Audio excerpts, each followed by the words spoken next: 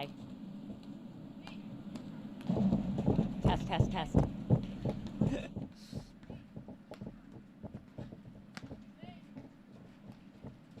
I going to see the court here? You're doing, I admire you, John.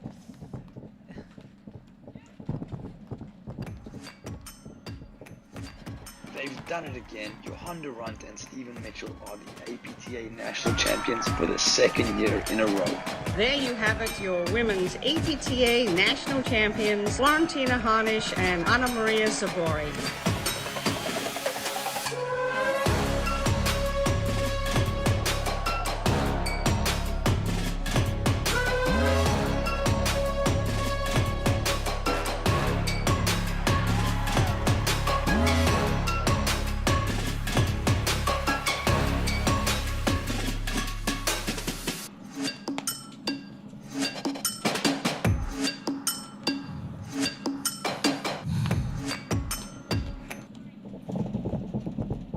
Hello and welcome to the APTA's Tour Series.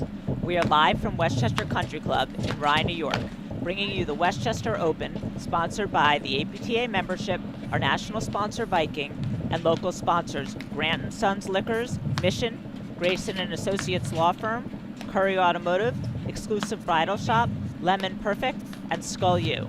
I'm Lauren Mandel, along with Patty Hogan, and we are bringing you this excellent quarterfinal match between Maria Manley and Pam Ruoff, and the number 4 seeds, Jolene Sutter and Amy Shea. Hi, Patty. Good morning, Lauren. What a winter wonderland we have everywhere in the Northeast today. Certainly do. A good job to everyone for getting here this morning. Yeah, this is kind of an intriguing quarterfinal matchup. I was hoping for this one, Lauren, quite frankly, because on the far side, you can see the lefty who's practicing serving from the ad court, Jolene Sutter, and her partner is none other than Amy Shea out of the deuce court with a pink hat. Their opponents in this match, you see Pam Ruoff right there, the ad court player for the team of Manley and Ruoff, and there's Maria Manley. Oh, actually, I totally screwed that up. They've switched sides on me, Lauren. Sides, yes. I apologize. That's okay. They were warming up on with their serves on the sides they're going to serve on. So it looks like they're playing with the wrong people. Yeah, so that's Amy Shea. We see her in the camera with the orange paddle. And, I mean, Shea, longtime partner of Cynthia Dartis, as we all know, phenomenal team for over a decade. And Amy has risen, in the ranks, as we know this year. She got a win with Jolene already in an NRT. And I think this is going to be a really fun match. Manley Ruoff, Jersey favorites against some Connecticut players here. Yeah, and Manley Ruoff are excellent veteran players who always seem to score a big upset every year. They're very consistent, but they always seem to come up with one big win every year. And as you said, Shea and Suter have had an excellent season. They won the Western New Englands. They were finalists at the Detroit Invitational, and they've been the hottest team. So this will be interesting to see if they can continue their hot streak and if Manley Ruoff can impose some of their veteran wiles. Yeah, I think Shea and Suter are gaining confidence as we go through this season, Lauren, which is the case with a team who's, in their second year of playing together. And, I think they're starting to pull off quality wins. And if I had to pick a favorite in this match, I would go with Shea and Sutter. Yeah, I think that's the betting man's favorite, but that's why they play the matches. That's right. And you never, Manley Ruoff, they always play amazing matches. I wouldn't be surprised if an hour and 45 minutes from now we were starting the third set of this match, Lauren. Yeah, definitely could be. Looks like nice conditions. The snow is stopped. It's a little sunny, but should be conditions for a good match. Yeah, the winner of this, should we take a look at the draw, Lauren? We can't take a look at the draw, but... You know what, I don't really want to do that right now. I was just thinking about the draw and the potential future matchups ahead, and, it looks like our number 2 seed, Andreeva and Cooper, they're slated to play their quarterfinal of that match, potentially. Morgan Sikora, if they get through, And there we have it. There we And the winner of this match will play the winner of that match. I mean, these are phenomenal quarter semifinal matchups potentially here in front of us with some of the best players in the women's games. Yep. In the women's game here in Westchester. And all playing well. Up in the chair, we have our umpire, Mike Kaczymski. And it looks like the players are just about ready to go. With Cam Ruoff serving.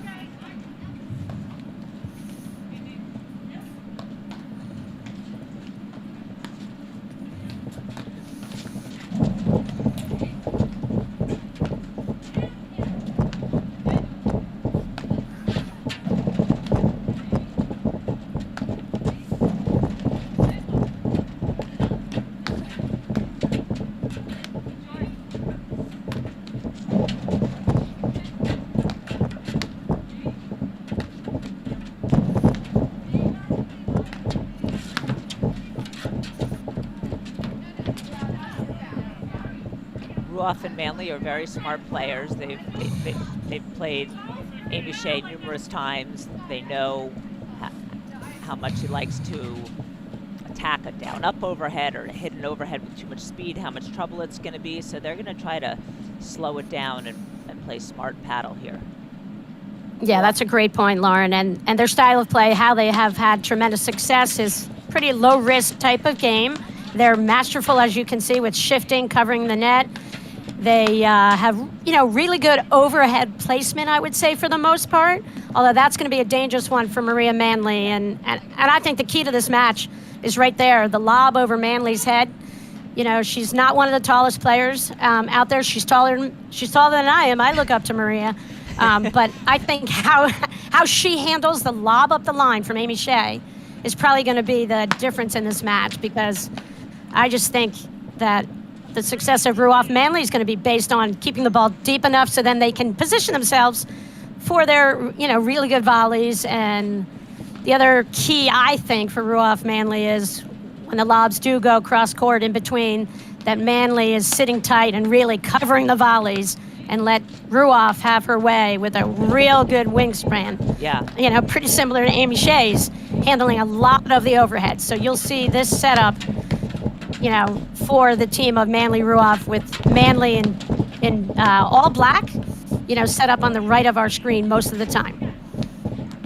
Yeah, and you can also see a big plus for Manley Ruoff. Ruoff has an excellent serve. It's very hard to attack. So that's a plus for her side.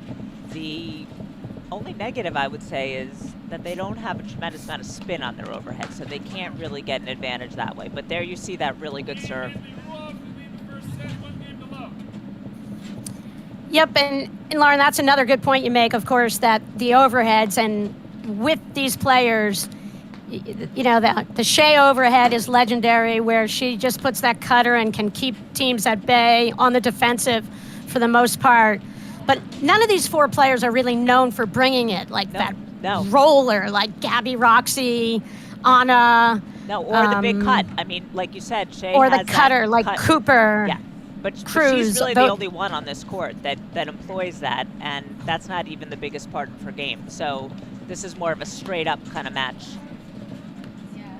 Yeah, we won't see that many. We won't see winners off of overheads in this match. And I think what happens as a result of not having the roller, it's harder to open up the court. It's harder to make those baseline players scramble all over the place. So that bodes well for a team like Manley Ruoff, in my opinion. First serve fault by Shea.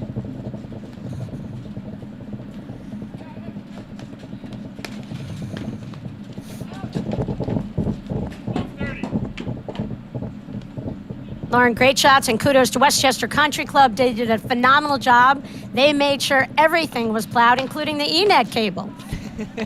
But as you can see, the court's in great condition. Player safety is the utmost concern for all these players. And Westchester, as always, DJ Getz, they do a phenomenal job here. And I love them hosting their events they've done for APTA and for Pro Flight. And congrats to DJ, and I hope he does well in the draw today. Yeah, it's a great club, a great facility. And I'm happy that nothing got impeded by the snow, although a few people were unable to make it. But Lauren, there were a few walkovers today, just player safety concern coming up. Pam Ruoff's two sisters were to have played, and I think they saw the draw, and they were playing against APTA President Tiernan Cavanagh, so they were thinking, they were a little scared of that. They stayed away. But player safety, and travel, it's definitely a concern for players under these conditions. So we're glad everybody who got here is playing, obviously. You saw in that point, Manley asked for help, and Ruoff was just a little bit late.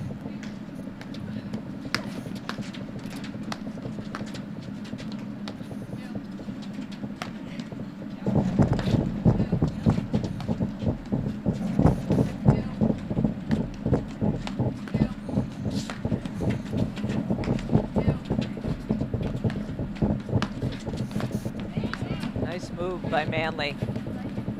Fortunately for her, Shea was able to keep the volley low, but it was a good move, good idea. And I like that play, Lauren, out of Manley. That's kind of what she can kind of carve people up a little bit with. She's pretty good at disguising her shots. She's not known for, let's say, a topspin return to serve like that shot. Case in point, just unlucky timing. But she is really well known for kind of disguising her shot. She's a quick player, but she sort of hits a forehand with a neutral grip, we'll call it, sort of a continental, which allows her to lob or chip with the same grip. And so she does cause lots of confusion with her, with her lobbing and her ability to kind of hold her shot a little bit.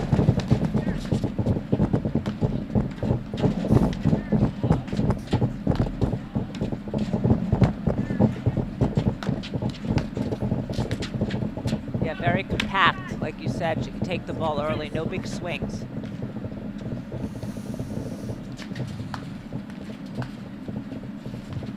And for Manley Ruoff to pull out a win here today, that's really what Maria's got to do.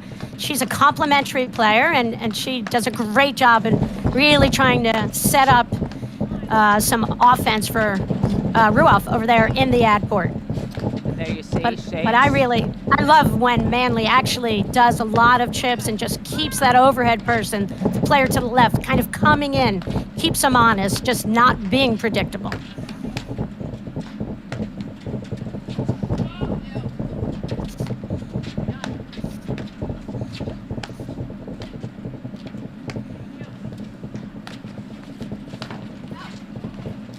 She got her ball there.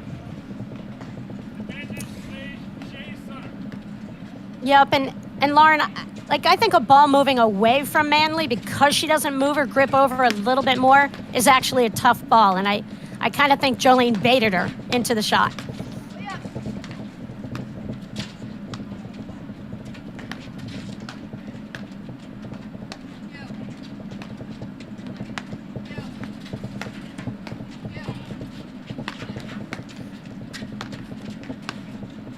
And one other thing you'll notice with Pam Ruoff, she will block a lot of the overheads rather than let the ball go into the screens.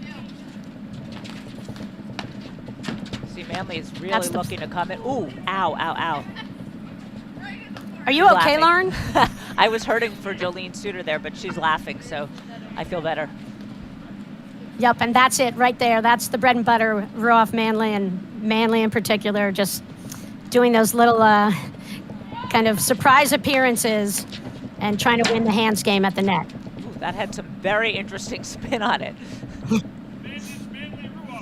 right, well, Manley Ruoff are making things happen here. Yeah, this is significant for them to get off to a little bit of a roll here.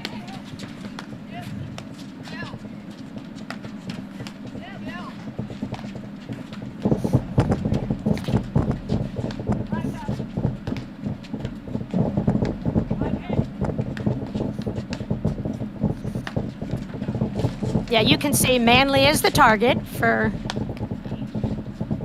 Shea and Sutter for sure.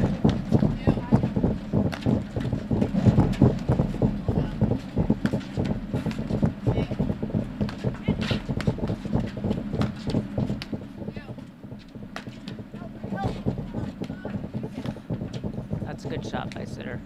Again, a little late with the help call. Yep, but Manley got there, Lauren, and I Yep. just think that's where she knows she had to throw up a lob to buy time. But you're right, she was late, so that's all she could do.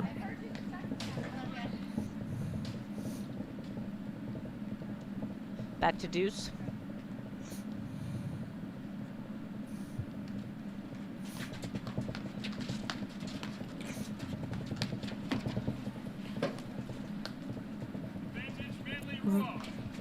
Really good spot from Ruoff, just hammering that ball right down the middle of the court, lowest part of the net.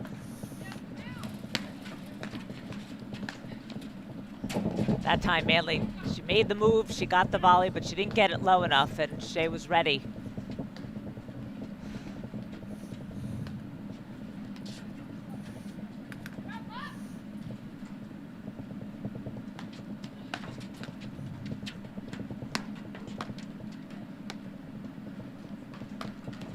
There you see the lefty-righty teams switching, so the overheads are in the middle.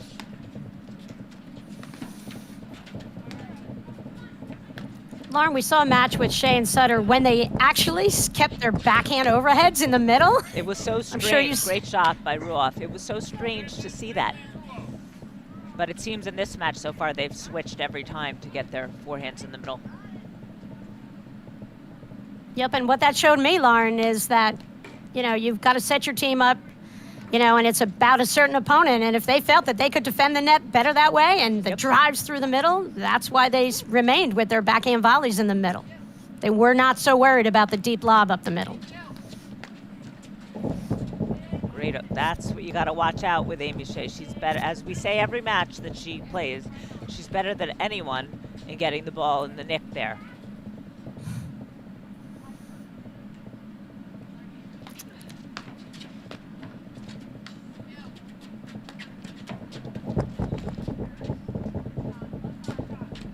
And knowing that she's the target, that Manley is on the baseline, I would think it'd be really important here for Manley to learn to play closer to the baseline, not get caught deep, because I just think Amy Shea will have her way with the overheads. And because of Maria's height, it's kind of easy for her to get the balls in there. So Maria's really got to just make Amy feel a little bit unsettled by taking away some of the space there in the court.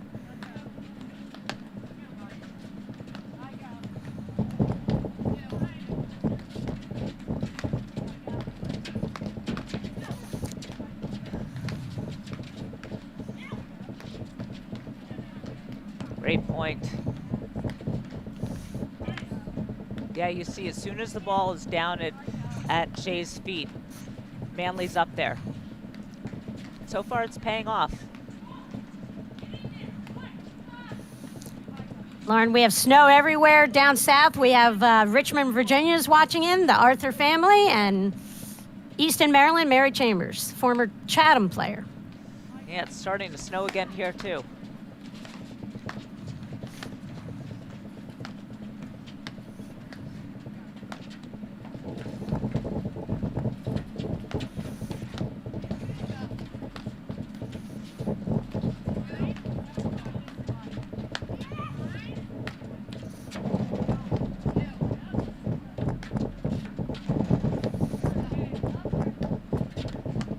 And we're seeing exactly what you described, Lauren, that you don't really see that winning overhead ability from the players. So then this becomes sort of a cat and mouse game here.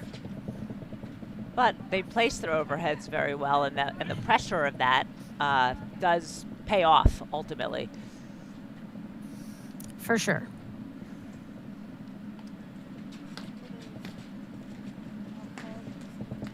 It's more attrition and less razzle-dazzle.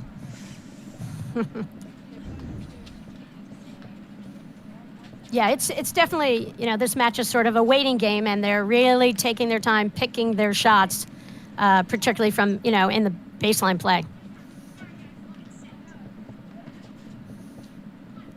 Lauren, a quick shout out to Ann Waldron, who's doing a great job with all her karaoke abilities, and I see her go around road trips with her daughter, and I mean, she's doing it all. She's got the karaoke. She's the queen of karaoke and the queen of live streaming, helping out Jerry Vian, who's in Australia.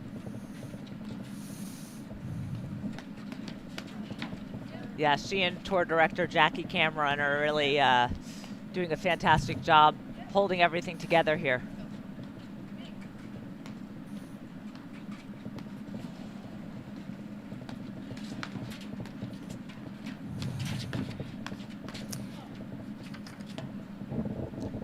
Another exchange of all 4 players at the net that Ruoff Manley get the better of.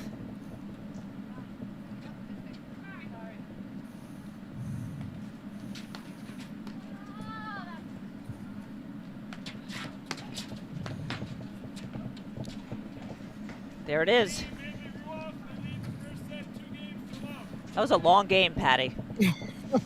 Really long game, but I mean, significant break of serve right there for Manley and Ruoff. And to your point, just being tenacious and just having that, resiliency out here and have that as your mindset from the baseline, really not having to force it.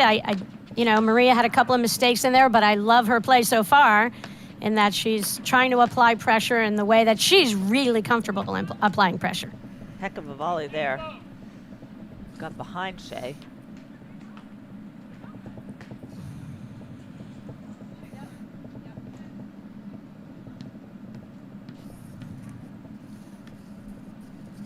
This event is part of the APTA Tour.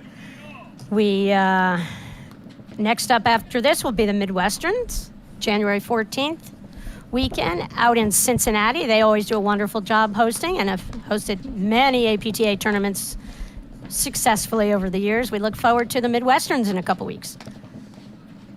Actually, 1 week.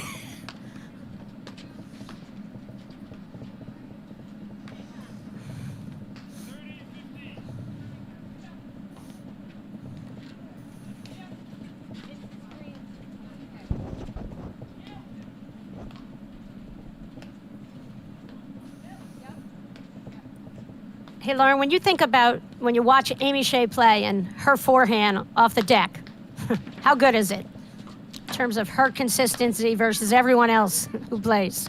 I mean, it's excellent. It's flat, but she has pinpoint accuracy with it. She can put it exactly in between the players at the net, right at the players at the net. She's very, very precise with it. She misses some because it's flat, but on the whole, it's a really excellent shot.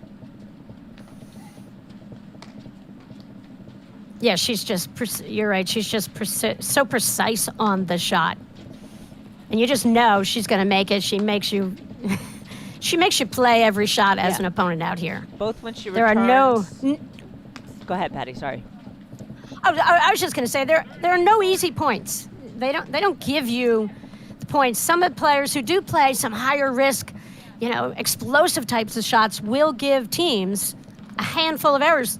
Won a game, really, where you don't see a high error rate out here. No. And this is a really good match to watch because they're 4 smart players who are playing percentage paddle. Like we said, there's less razzle-dazzle than with some players, but all these shots have a purpose.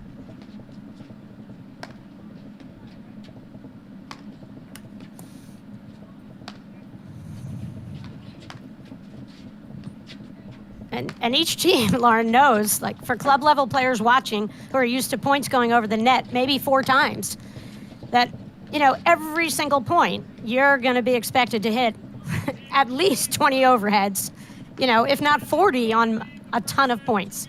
Great combination of shots right there for, forcing an error volley on game point. 2-1. Yeah, Shea saw that Ruoff was pulled away from the net. She hit that great backhand drive right at her feet. And when you talk about, the importance of precision type of overheads, just that overhead was a little bit short, perfectly into the wheelhouse for Amy Shea. And, Pam just got caught off the net, couldn't come up with a little hands low volley there. And I'm meaning hands, meaning that it's got to be like a finesse little volley. She's a two-handed volleyer, and that one just was a little bit out of her reach for a two-handed backhand volley, low.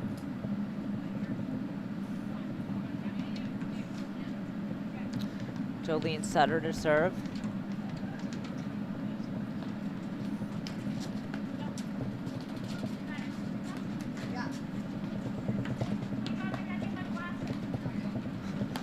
Shea needs her glasses. I guess the sun is an issue.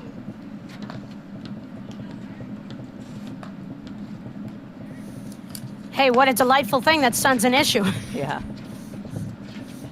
Not so delightful when you're playing.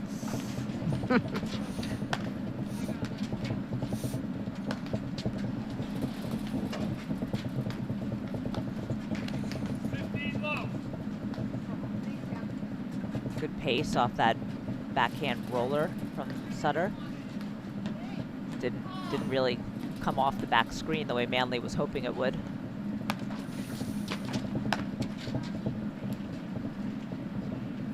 Lauren, with the sun out, what's the temperature right now? I'll tell you, Patty. One moment. I figured you could do that.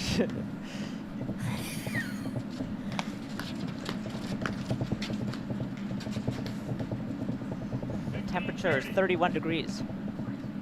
Gotcha. Feels like 20 though, according to the weather app. Yep. See a little snow blowing around still. It's a good day. When are we going to see a drop shot, Lauren? Yeah. You can kind of hear the sound of the ball. You can tell it's pretty cold there. There's the switch.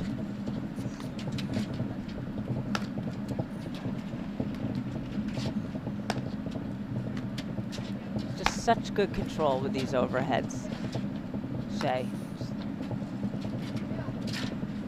Yep, and you saw Ruoff go over and cover for Maria. That's what she's got to do when Shea has that seam in her sights in the deuce court.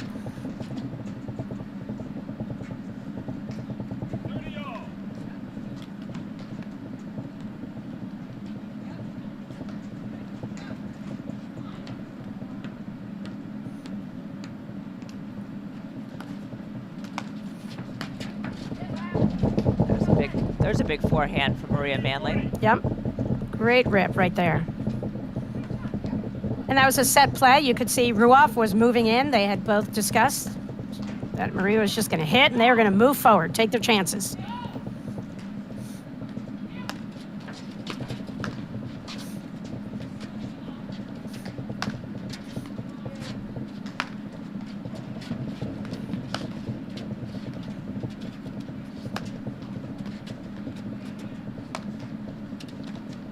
Yeah, you see Sutter and Shea. Are they going to switch, or are they just going to hold steady here?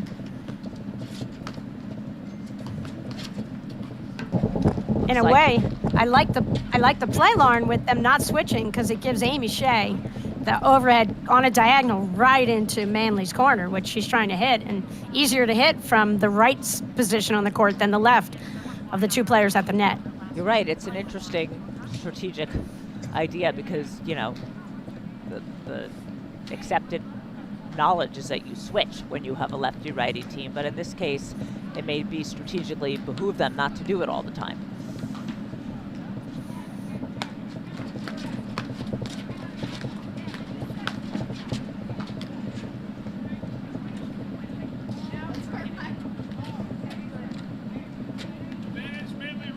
Lauren just got an update from Virginia in Richmond from Dave Arthur. They've had 34 inches of snow so far. No way. There's a lot of shoveling going on down there.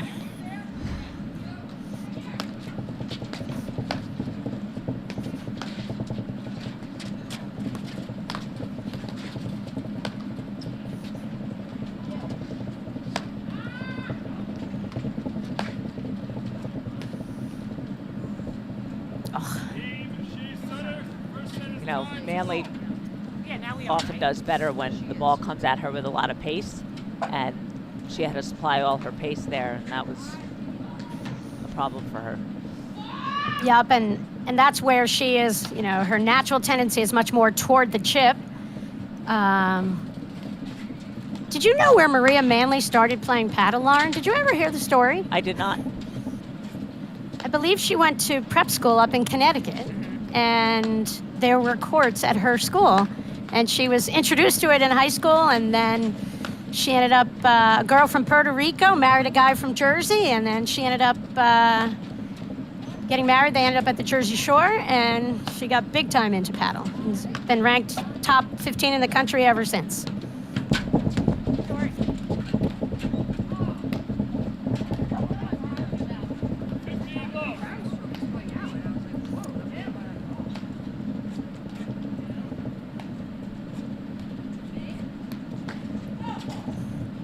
I might have to amend that and say top 20 ever since, because I believe their current team ranking, Lauren, as you know, is 17. Okay. but point well taken.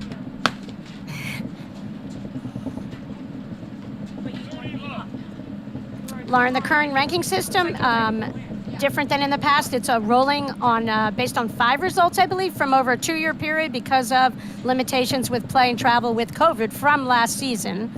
So some of the rankings are a little skewed, you know, early here in the season. I think once we get through another week or two of play after Midwesterns, I think the rankings will settle out. Yeah, we're about halfway through the season, right? There are 16 APTA Tour tournaments, including 4 Grand Prix and Nationals, and the Westchester Open is the 8th on the tour. And at the end of the season, the APTA Cup will be awarded, which includes $40,000 in prize money to the top 4 players in the men's and women's standings based on the APTA Tour results. Pretty good. Very cool to have the prize money for the players. A lot of the top players are teaching professionals and give up their weekends of work, and their clubs are nice to be generous and share their pros, and we get to watch them on the live stream.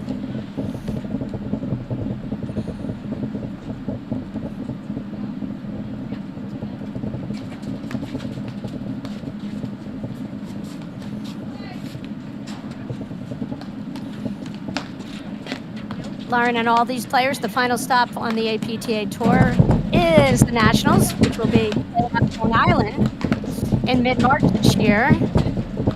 But for all of you watching, all you club players, now with the success of PTI and giving us a data-driven way to really quantify players' level of play, we now have national championships for everyone, and they'll kick off in February at Short Hills and continue on through March. And, you know, Ruoff Manley, Sutter Shea, they have their eyes on Long Island Nationals. Everyone else in the sport, you know, we have 50% of our players in the sport who are now can enter and play in a national title. It's really an exciting and dynamic time. And if you're more of a team player, we've got team nationals, Chicago and in New Jersey in April, and that's a fun way where you get your paddle creeps who you love playing with all during the year, get them within a 10-point or 15-point bracket for your PTIs. I believe that's how they'll do it, probably 10, and your team can go and try to pull off win a gold medal in a team effort. So very much along the lines of what tennis has always done. APTA has done a great job, and thanks to the PTI, we are soaring this season with participation among all levels of players. Now it's game point for Sutter and Shea. They're just kind of chipping away here at the Manley-Ruoff game.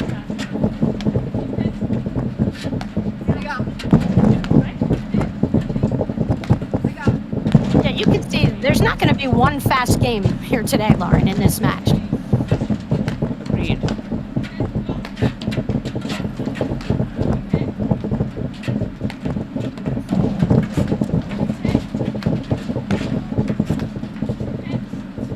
And Lauren, speaking of PTIs, you know, the 4 players out on the courts, their PTIs are better than, you know, they're under 20. You have the range is a 100-point range. It's quite remarkable. And the average PTI in our sport, I don't know if you knew this, Lauren, but with guys, it's 48. And with the gals, it's 65. So these guys are better than 20, and that's why they're among the game's best. That makes sense, Patty.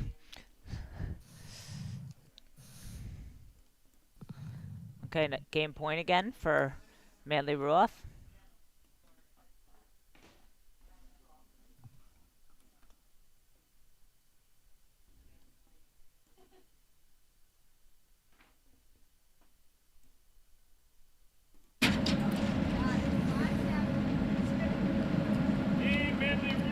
looks like Cooper and Andreikova are through their round of 16 match.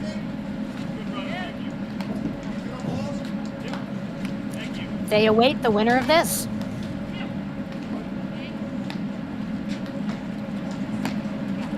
I'm wrong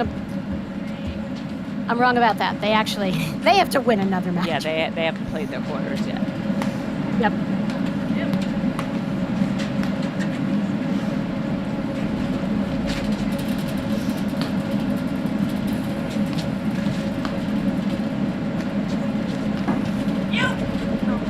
So Shea set her up 3-2, Lauren. Exactly what you expected? No, because Manley Ruoff are up 3-2. You are so right. So, But I expected that with this whole match, there would be very little separation until the end of each set. And that's what I call Amy Shea time. I think what distinguishes the top players from everybody else is there's a moment in each set when you see someone come through who dictates play. And so I expected this would just be close, and then we'd look at a 6-3, 6-4 set, 7-5. Just, like you said, it's just one overhead that maybe doesn't land in the right place and someone could crack beforehand, forcing errors. I like the way Ruoff stepped in and took that Shea overhead. She didn't let it go into the screen, and she took it early, and she caught Shea by surprise. Got the point because of it.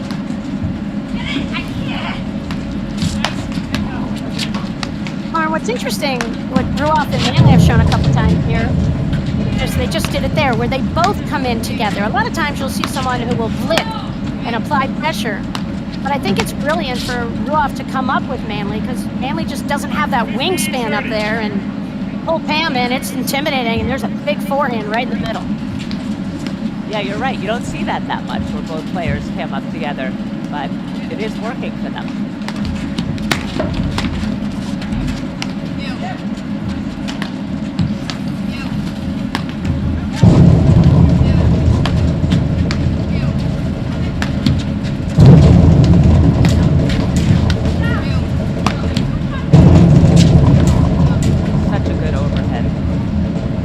What does Manley have to do there? Let that ball drop more out of the side screen? How does she counter that, Patty?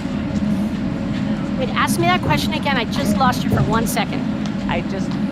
Manley seems to be struggling with that excellent overhead from Shea. I think she has to let it drop a little bit more out of that side screen to have any chance, but it's a tough play. Yeah, when I just remember watching so many matches with Nicolescu out there against when Amy Shea was playing with Cynthia Dartis, and Cynthia Dartis' adjustment that she made over time was that she would play a little bit like almost in the green and up that side screen immediately, and just staying closer to the baseline, if not like a half a step inside, just to not, to make Shea a little bit uncomfortable with the overhead.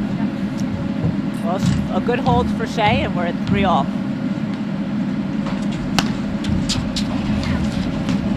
Serve is out.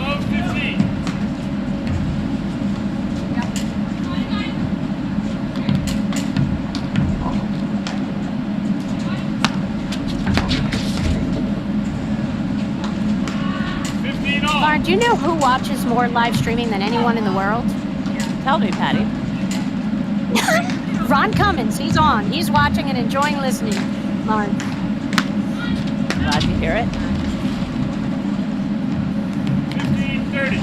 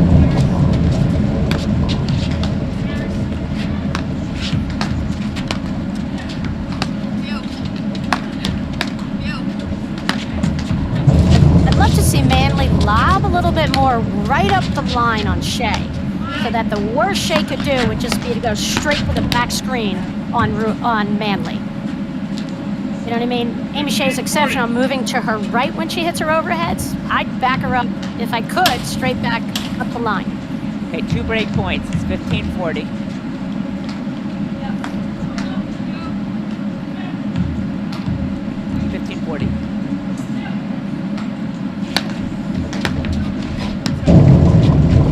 Good serve. 30-40.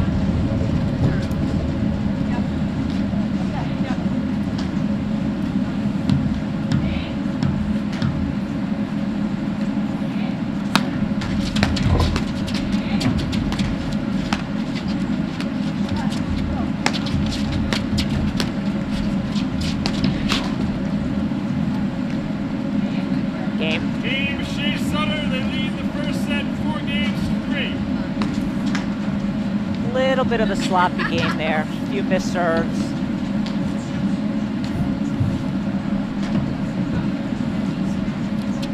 Like you said, Patty, you don't want to give Amy Shea and Jolene Sutter the edge at the end of a set, because they'll close you right out.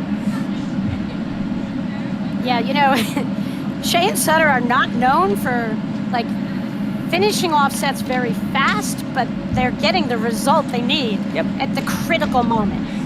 And I think, you know, like, that return to serve that Sutter missed at 5:40, I think that's where she just will learn to hit a quality return. Just let someone volley the ball and give yourself 2 chances to close out the game right there, instead of kind of giving them that little easy winner. I mean, that's a big relief when you're the server at 5:40 and you get a return to serve big error.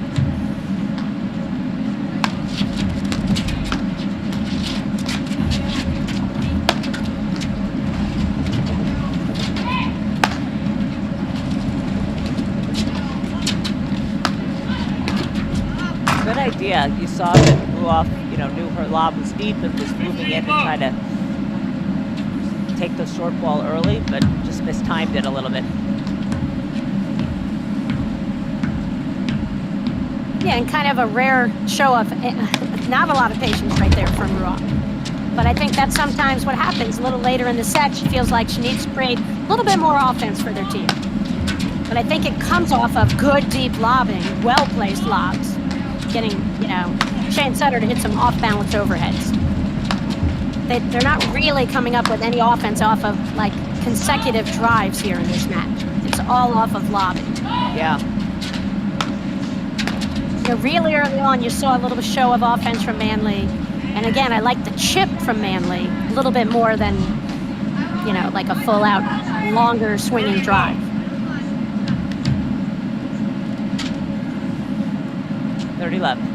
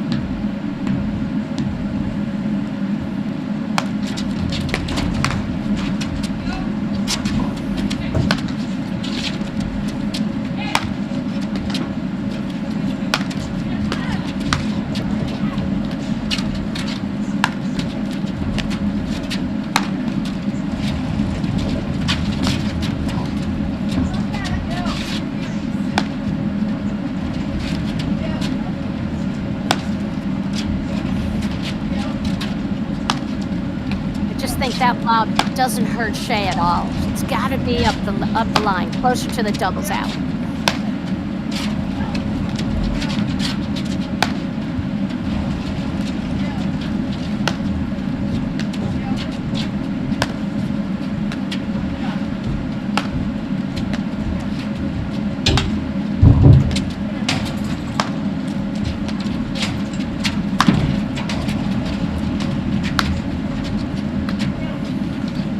Well defended right there from Manley. Little different overhead. We saw a little Shea let it drop low and hit a little bit of a hard roller. Yeah, a lot of good defense at this point.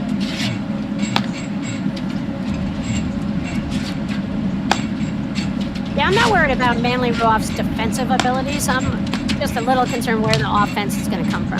Yeah, well, they had the advantage early in that point, but 40-15. they let Shea and Sutter back in the point, Yes, and then I they know. were on defense all the way.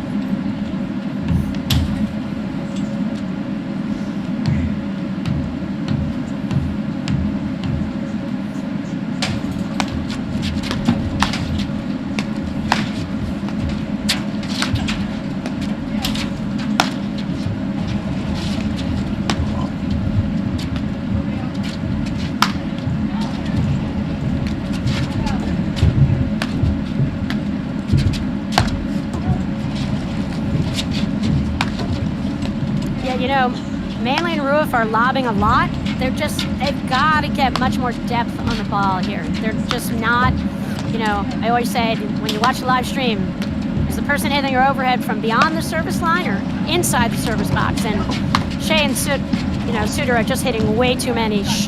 They're getting a lot of short lobs from Manly Ruoff. Yeah, and it's brought them a 5-3 lead. I think earlier in the set, Manly Ruoff were getting their opponent's feet out of the service line on a lot of overheads, and that's really been the difference. Lobs have gotten shorter as the set has gone on.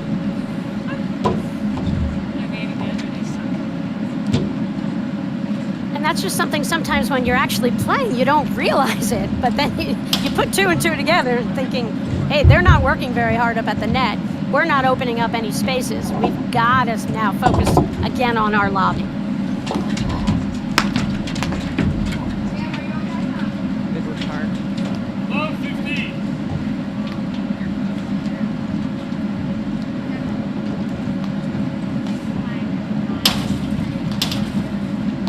Lauren, what's better, Sutter's forehand or her backhand?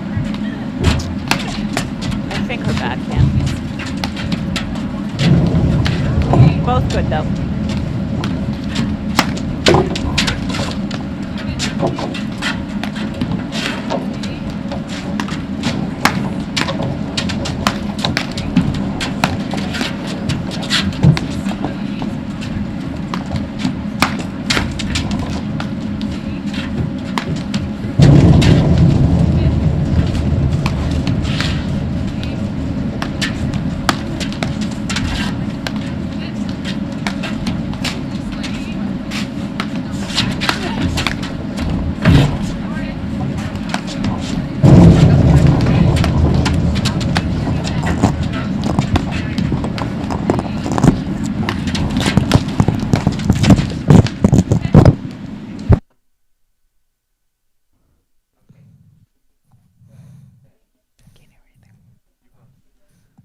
Okay, 15 all.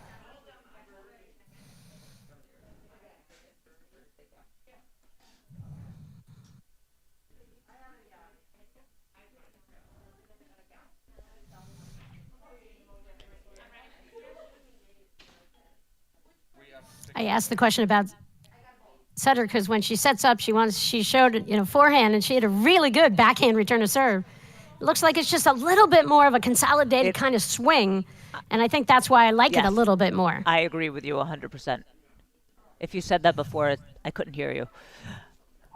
We lost our audio for a sec.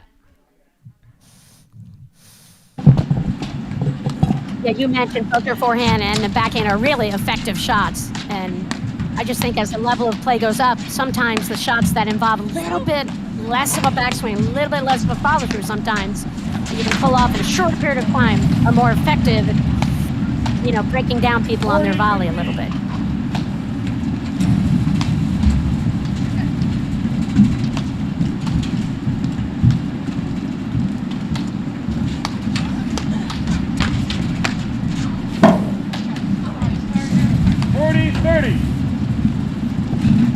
Sometimes a volley is just too easy and you miss it. There's just no explaining it.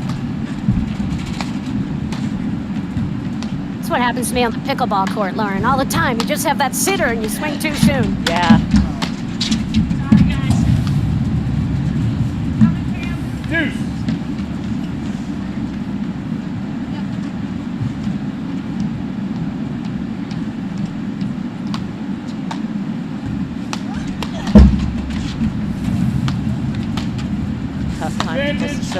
Sutter.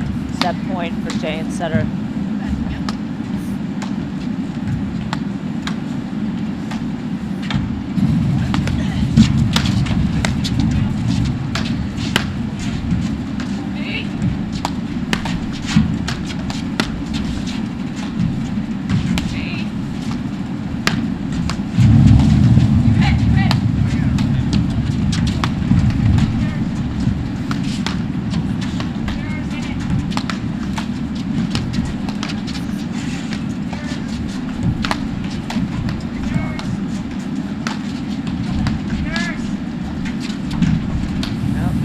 There it is.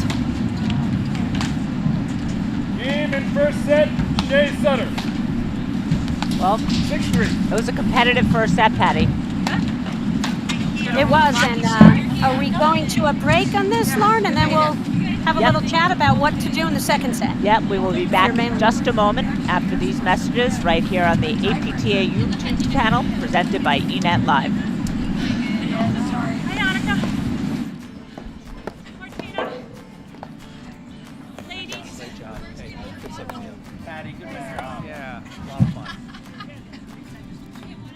We just haven't seen Annika yet. It's her debut. All right, here we go. You guys look great out there. How long have you been playing? Who, me? Oh, I've been playing my whole life. How about you? Wow, I only started playing when I retired. Someone say retired?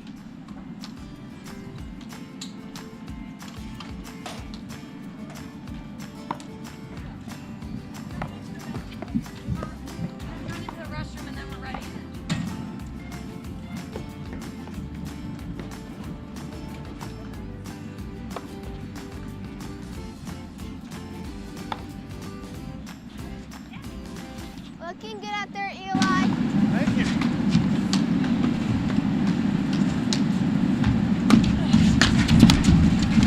Welcome back to the APTA Tour. We are in the second set of this quarterfinal match between Jolene Sutter, Amy Shea, and Maria Manley and Pam Roth. And Shea Sutter won the first set 6-3. Yeah, Lauren, it was kind of a set that we expected, and neither team is really known for being able to kind of crush opponents and put them away fast. I gave the edge going on the air to Sutter and Shea with the year that they've had so far. And I think, you know, true to form, this match was real competitive in the early going. And then, you know, the switch gets, you know, it changes. And then all of a sudden, that's where we've always seen Amy Shea and Shea Sutter this year kind of get some separation on Manley and Ruoff. I think that happens often with the very best teams is, you know, things are close for a while and then they impose their will. That being said, you know, Manley and Ruoff are not going to go away, and Shea Sutter are going to have to continue to play well to take this match in 2 sets. So let's talk about what Manley and Ruoff have to do in the second set here to capture it. We talked about lobbing. I still am a firm believer with Manley in that deuce court. She's got to cheat in a little bit, cheat over a little bit on the baseline, and I would get some lobs up the line to bring Pam's offense into the point. I just feel like Shea and Sutter are playing a masterful match in terms of really not giving Ruoff any offensive looks. Yep. You talk about their precision overheads, like they're just placing it, and they're just not getting themselves really in any trouble.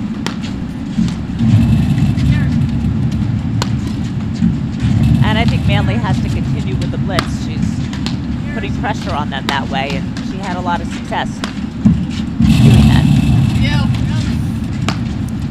She did, and I think that's the big thing. You know, she tends to go in spurts, I would call it, and I think she's got to be inspired and look to be aggressive. Good hands play from Jolene right there.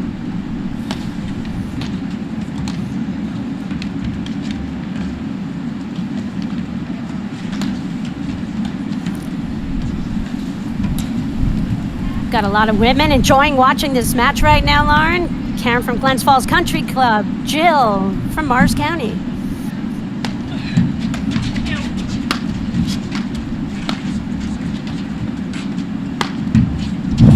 what a great thing for club level players to watch this, Lauren, because we talk over and over about the overheads and the placement, and it just doesn't look like they're doing that much, but they're just, they've got precision placement on their overheads, and that's why you just don't see any explosive offense coming out here, because they're hitting really smart shots. They are. They're not giving their opponents balls to be aggressive on off the overhead, and that's the key. Game Shea Sutter. They lead the second set, 1-0. Shea Sutter won the first set, 6-3. I think in the club level play, Lauren, what I've seen a lot over the years is there's a tendency when the point goes on a little bit longer and you're hitting a lot of overheads, just say, what the heck, and just try to blast the ball hard somewhere. But that creates an offensive opportunity for the top level players all the time. And so that's why you don't see that from any of the 4 players out here.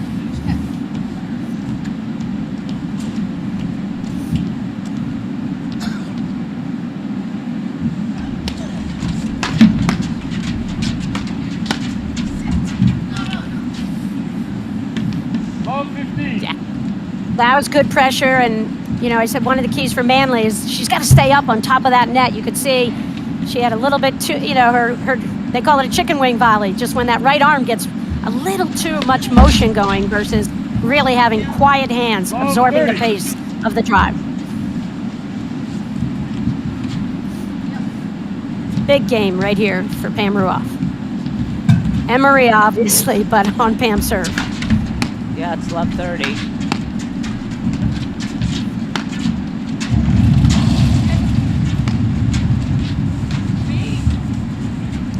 I also think, Lauren, what do you think about going after Jolene here? If you're Pam and Maria, I would kind of try to freeze Amy Shea out of this match right now. Well, that was a good idea there since Jolene missed. But I think it's tough. I mean, I think Jolene is very, very steady. They're not going to... But look, it's always a good idea to freeze Amy Shea out if you can. Yeah, I just think sometimes when you've lost the first set, you got to come up with some different strategies. I'm a big fan of the Where's Waldo in the second set, where to me Sutter should be Waldo here, and just see if Manley and Ruoff can't go after Jolene a little bit, and just with a little different variety of shots. I made a comment. Well, we see a drop shot in this match. I don't know, just something to kind of get Jolene a little less comfortable. She seemed really comfortable to me. Does. She looks happy and comfortable. You never want to see your opponents look like that. She's not as happy as Ann Waldron now that we are up and firing on the live stream, and we have a great weekend of matches ahead.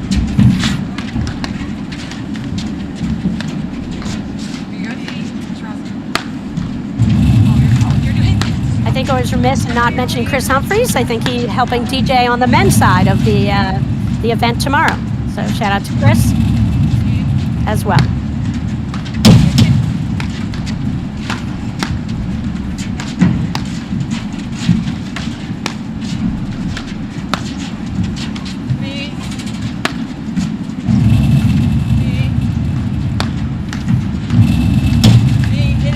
see how deep the lobs from Shea and Sutter are.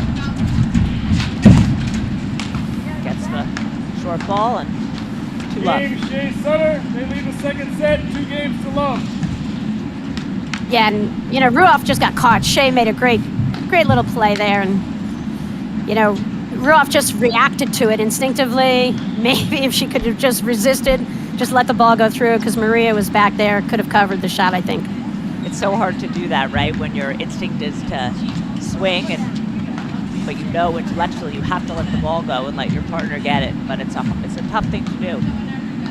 It's so easy from Ticonderoga.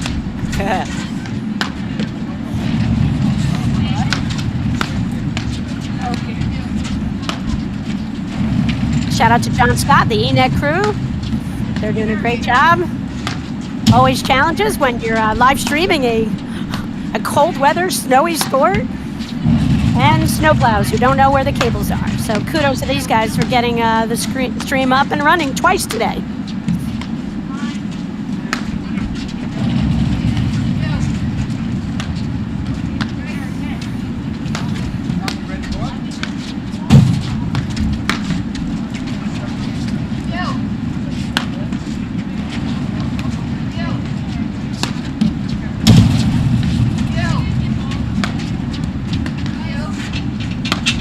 again, that's Jolene Sutter, the lefty on the far side in the deuce court right now. Amy Shea, in the tall one and all black.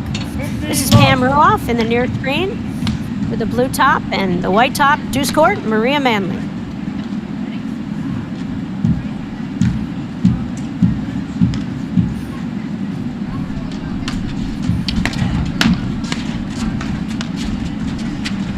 That was almost a drop shot, Patty. What do you think?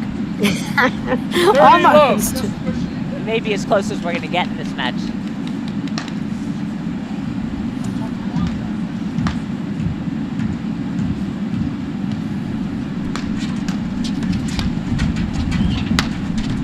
Well, there's so much lobbing in this match that all the players are kind of off the net more, and I think you do see there's more drop shot as a function of when you do have a player who's on top of the net. They're looking to cut that little ball off and just drop it.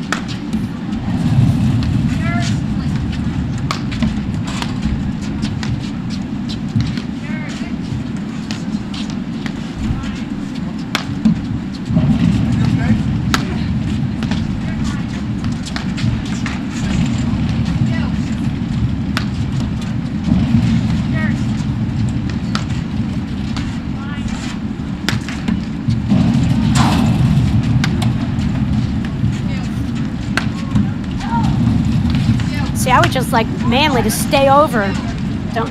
She's got to cover the nick as a trailer on a hard overhead, but just in the course of these points, I think she could stay over to her right a little bit and it would really discourage the overhead from going over into that corner again. Maria's got a great backhand. She does the chip shot off speed, and I actually think that her little backhand chip could be real helpful here to pull Sutter in and make her hit the volleys.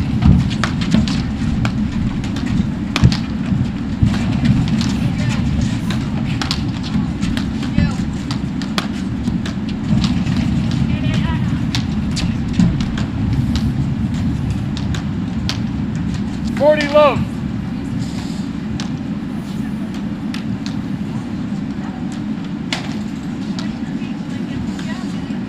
Yeah, Manley Ruoff have to pull a rabbit out of the hat now, Lauren. I just don't see that they've got a game plan here that's going to break down Sutter and Shea. Yeah, it's hard to imagine what they can do at this point to win 2 sets. Yeah, and you're down 6-3. you're down 2-love in the second set. I don't think your tactics are working. I think they're gonna have to do something else. If it was 7-5, Lauren, I'd say you stick with it. But it wasn't.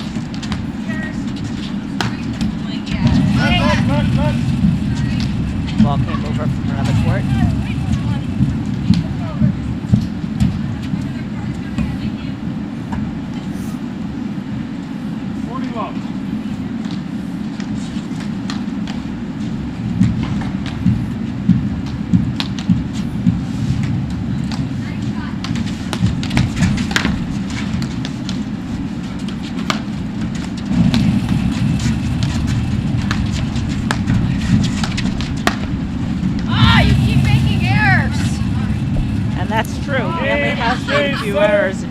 Which is unusual for her. Shea Sutter won the first set. I don't even know what happened. 6-3.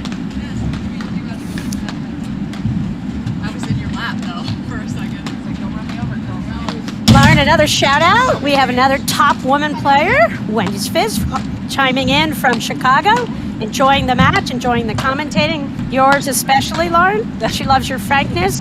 Talk about the good, the bad, the ugly. Hi, Wendy. We hope to see Wendy as a little bit more during the season.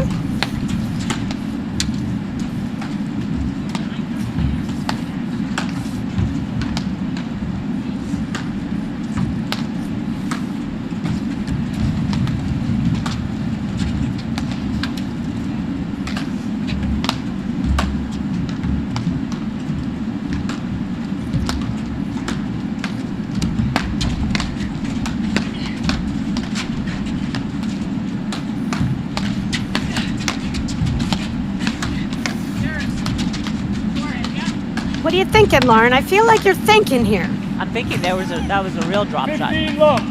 I am. I'm thinking, what can Manley and Ruoff do at this point? I mean, they can certainly do better than 3 love, but I think they have to, like you said, they have to really improve their lobs and cut down on the errors. I mean, that's sort of been the difference instead.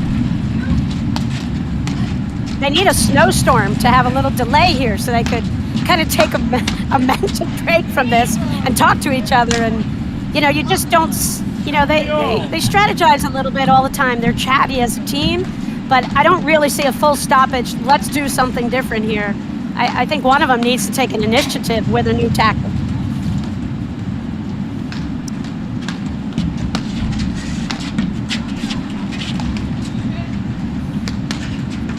I think Wendy would say, come on, crush that forehand, man, and let's go.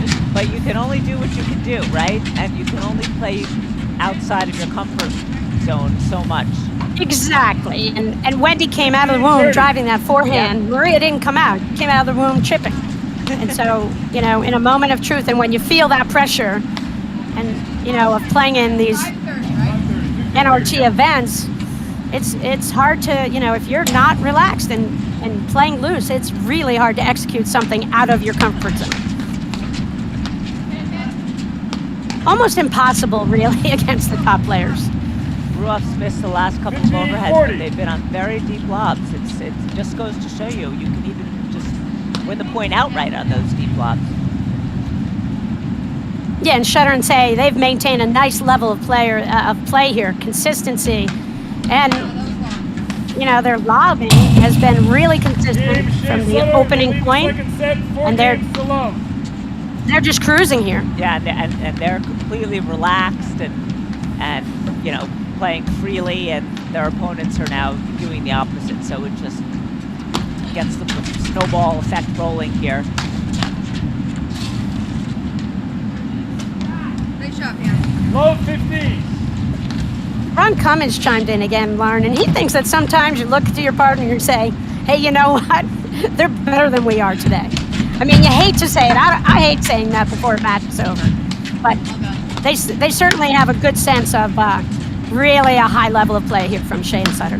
Yeah, and you know, Manley and Ruoff were good enough that if Shea and Sutter's level dipped just a teeny bit, they'd be right back in this match. So I definitely wouldn't say that to my partner. I'd say let's hang in there.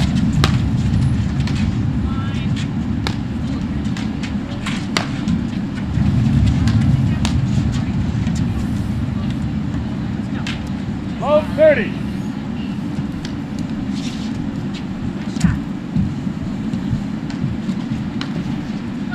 A little spark here on Shea's serve. I'd like to see Manley drive this return and just maybe drive it right at Jolene and just look for a short volley and just something that Pam Ruoff could pick up a little offensive play. I think when Manley's drive, you know, it's hit off speed, goes cross court, there's nothing about it that Shea can't control. That's where I think the play of keeping the person honest at the net is you know, utilized in this situation potentially to create some offensive abilities and, you know, just to create a shorter volley from possibly Sutter up there on the Shea serve. Oh, there goes. 15-30.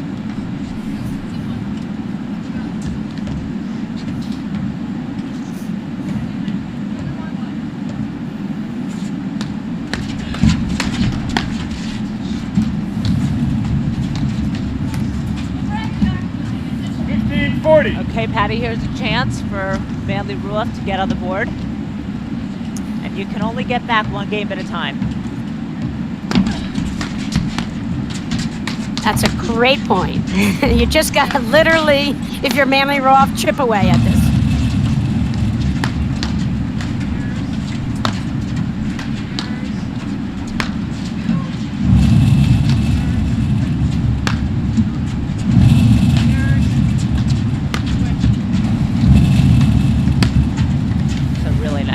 By Ruoff to get her team on the board, and it's 4-1. Manley Ruoff. Shea Sutter lead the second set, 4-1. Shea Sutter won the first set, 6 games to 3. All right, Patty, let's see if they got a little confidence there and can build on that game. Yeah, you know, Lauren, one of the things I have noticed over the years watching Ruoff, Manley is, you know, I keep saying I want Manley to stay over a little bit in the right. Hello, I love Val. And I really want her to stay out of the middle of the court because I want Ruoff to just have a greater range.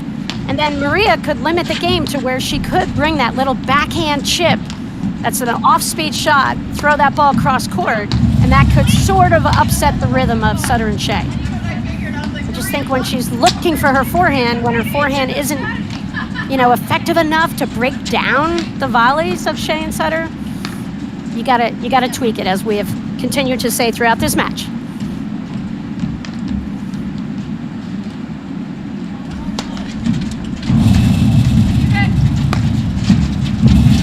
Really hung up there in the screen. 15 love. That was a good thing. Manley was way off the net there, and that's the other thing. You know, I'd like her to close in and just give Pam more of the court, even as the net team. Manley's got great hands, and she is capable of really doing a good job with her volleys, including a drop shot. Yeah, excellent volleys. 2 good serves from Pam Ruoff, and we're at 30 love.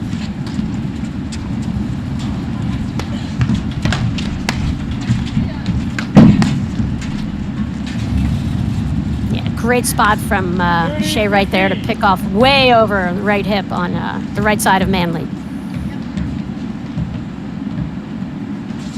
And Shea's done that a couple times on the short ball. If I were Manley, I would even cheat over a little bit more to my right.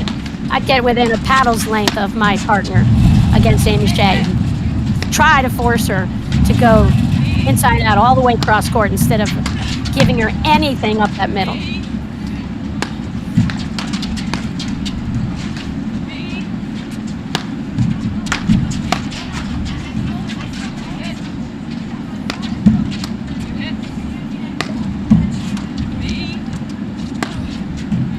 Really good lob up the line from Shea.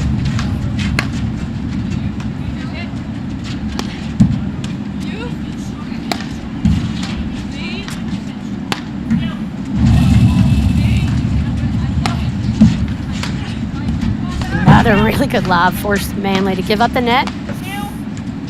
Here comes Sutter and Shea.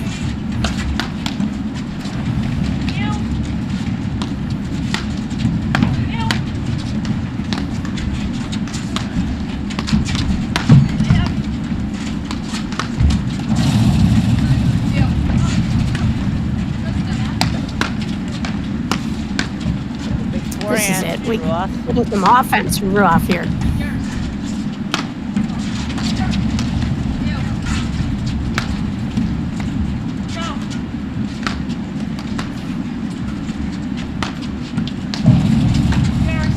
And I also think Ruoff could cheat over, as she's doing a little bit here in this game, as you can see.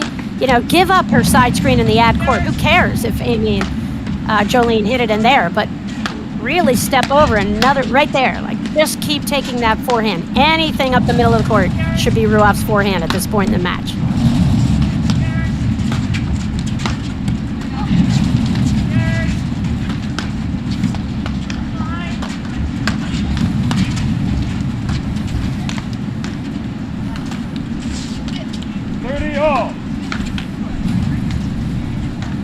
Good point.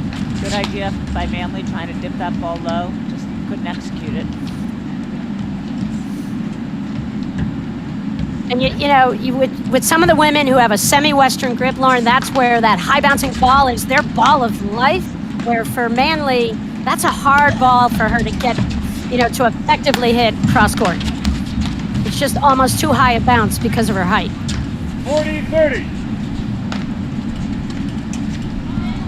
Game point for 4-2. Yeah, this is gigantic. And as you said, you just literally have to chip away a point at a time, a game at a time. And 1 point, 1 game changes everything.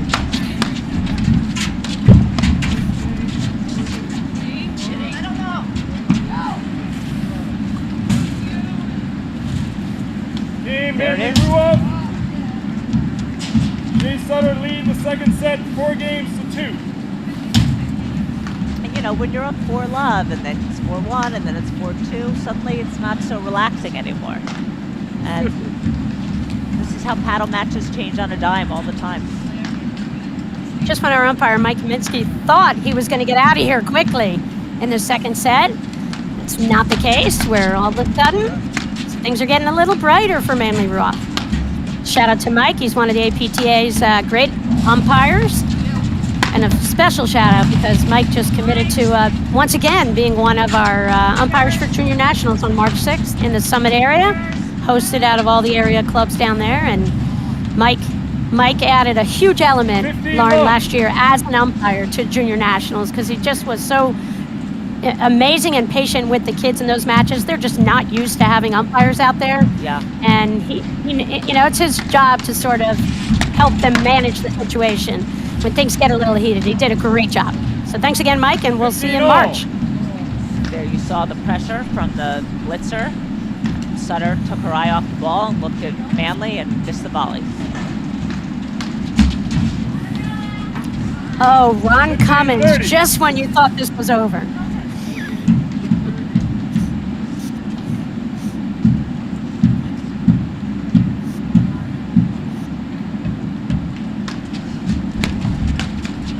And I think, Lauren, one of the things, you know, if I'm Shea and Sutter, they got to be able to close these matches out. They're, you know, they won the first set. They had a nice little spread early in the second set.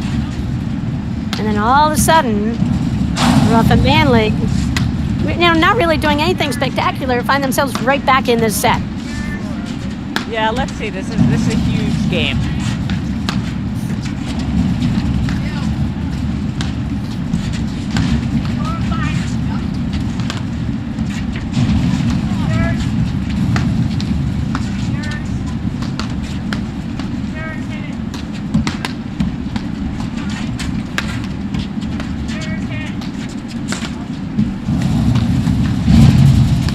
Tried to 15-40. Too much with that overhead. Now we're seeing a few errors from Shea and Sutter.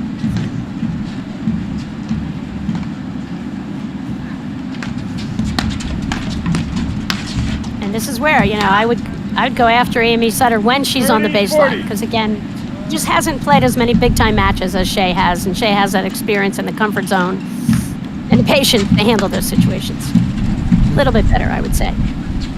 Maybe a lot better.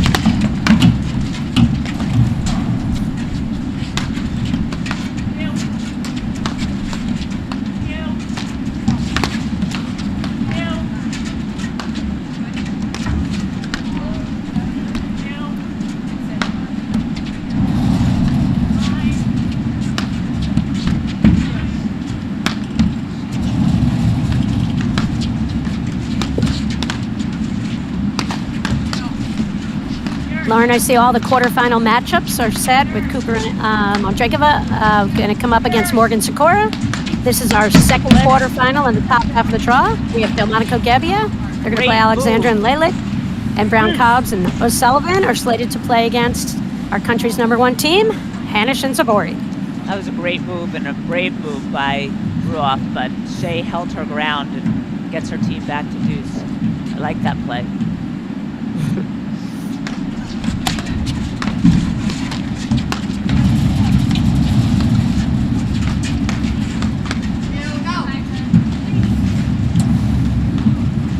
Advantage, Shea Sutter. Yeah, tough overhead right into Ruoff's body, and she tried to block it, just couldn't come up with the play.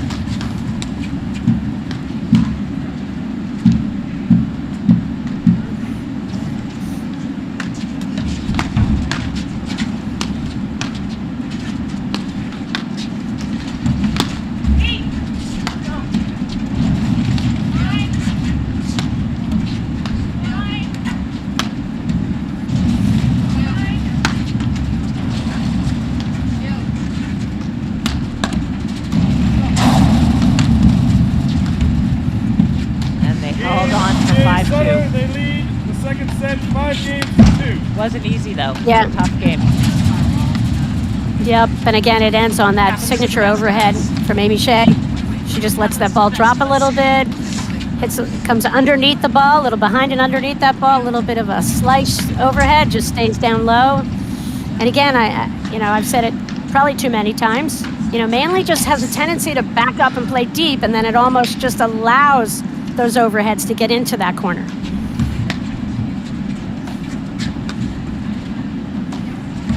Lauren, it's quite remarkable that Westchester has everything up and running here, and we're in great shape to keep the schedule going all afternoon here from Westchester Country Club.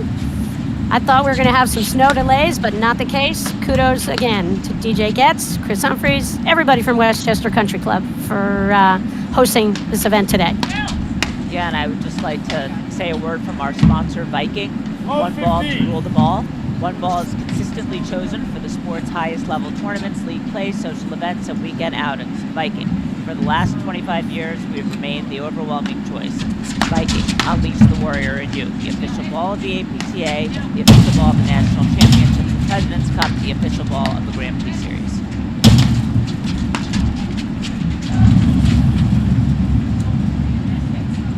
All.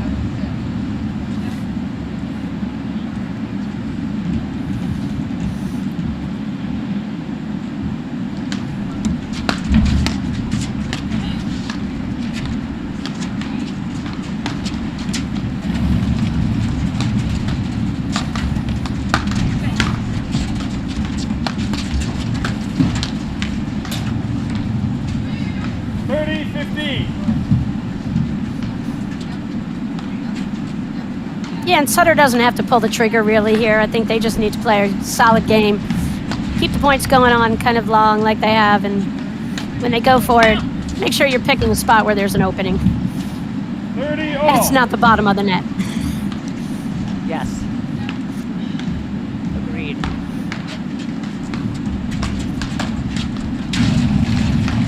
Really good serve at 30 all right there from Manley. Nice and deep. Really bad overhead from Manley on a nice deep lob. Looking overhead. That was a tired looking overhead. You're right. And that's, pressure overhead as well. Key point in the match right here for them, obviously.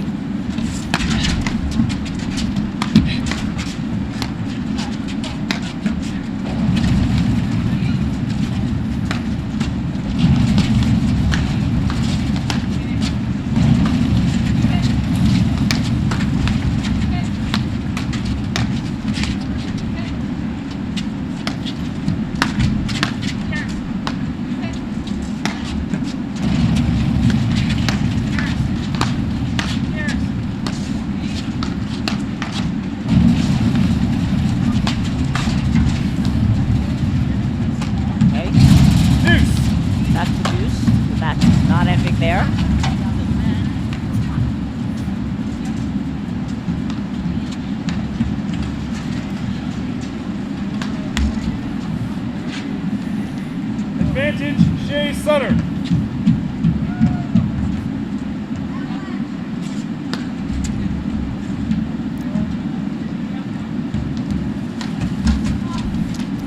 Tough way to end. Game, set, match. Shea Sutter. Had a tough way to end a well-played match. Yeah, mainly Ruoff had their hands full with Shea and Sutter. Not a surprise, Shea and Sutter played really good match throughout and earn a berth in the semifinals this afternoon. I think we're going to switch over now to another quarterfinal match, Cooper Andrekova against Morgan and Sikora. Now we're going to leave you up here. We're out. You got to wait for the ladder. It won't be the first time.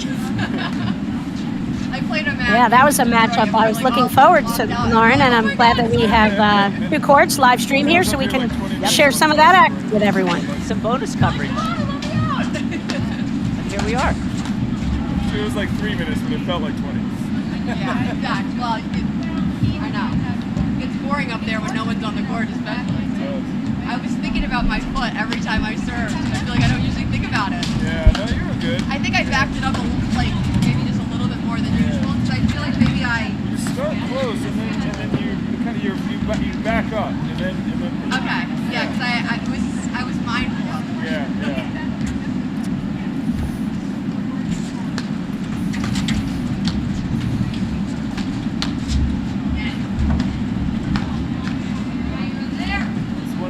I hate to call, but it's Yeah, it sucks. I know, but it's good because like I feel like if you get called on it, you remember. Yeah. You know, and hopefully it won't happen again. Yeah. That's It's the only goal. fair. I mean, I feel like some of the, like my husband plays more at like a club level. Yeah. They hit football so badly. Oh, it's like literally this far in the. 95% do This it. poor guy needs to and get down. 100% of I them know. don't care. Yes, Trying exactly. not to Yeah. disrupt this. What were your scores? 3 and 2. We're on now. I mean, I need a Oh, little take your time. Hey, Lauren, I can hear you. Can you hear me? Right? You get an hour. I know. I feel like that's where I got a little because I wasn't sure it's taking so many. I was No, guys, like you gotta take it. really. I was tired. I think that was why I got it. I think you know what I think helps you when you start to go low down the middle. Yeah. Because I feel like that's your softest shot. Yeah. If you do a bunch of them, you hit a great lob Usually I get the burpees. I could get it once a day. Yeah. So that was where I was like, I'm not used to lobbing that hard. Jackie, is this on? I don't think so, but be careful. No, we didn't say anything. But I was just saying they had great lobs. Yeah, you were saying all good. Yeah. Oh, I was saying all good things. Yeah. Sure, waiting to get all the ducks in a row here to resume our commentating on another quarterfinal matchup between Allison Morgan and Charlotte Sikora and Annika Cooper and Martina Andreikova. Yeah, you can see on the far side of the court, Martina Andreikova serving in the red shirt, her partner Annika Cooper. And on the blue side returning is Allison Morgan and her partner Charlotte Sikora.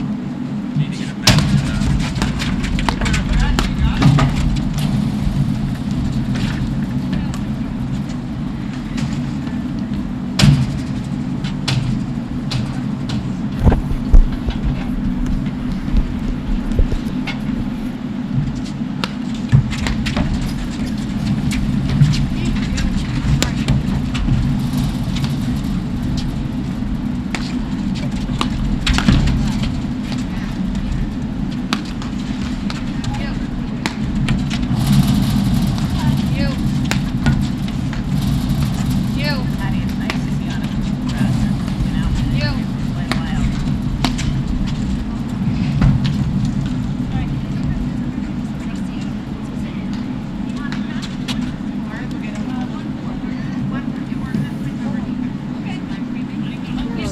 Score used. What is the score?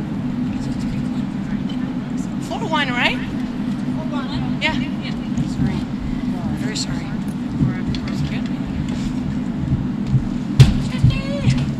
We're having some technical difficulties. We know the score's 4-1. We'll let you know who's got 4, who's got 1 shortly. Well, about 70% so far. 70% good? Yeah. That arm comes down.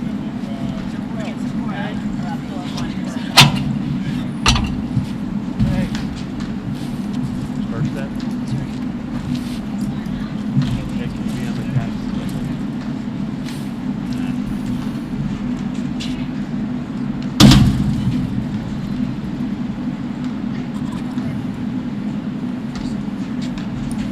Okay.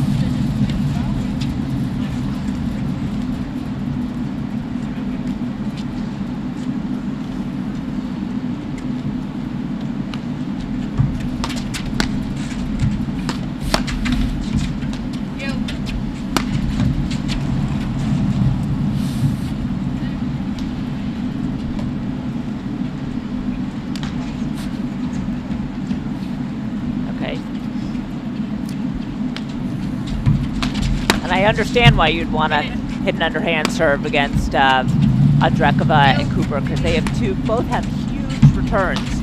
So if you have the ability to take the ball out of their strike zone, it's a good idea.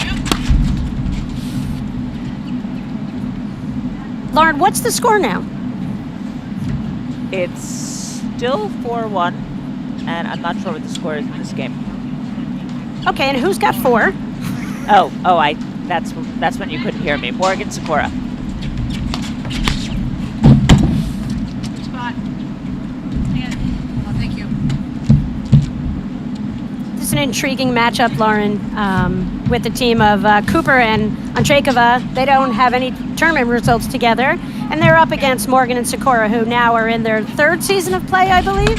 Yeah. And, have got themselves top 8 teams in the country and looking to make that next step as a team. Charlotte overcame an early season injury, and they find themselves, up 4-1, Cooper Andrekova. 4-2. 4-2 now. 4-2 in this quarterfinal match. Yeah. Thanks for your scorekeeping help. Andrekova and Cooper haven't played tournaments together, but they are very familiar with each other's games. They practice together a lot. They're no strangers to playing together. Oh, and both former national champs, as we know. Cooper won it with Hanisch. Andrekova won it with Nicolescu. These women know how to finish off not only matches, but tournaments. So this is really an intriguing matchup here.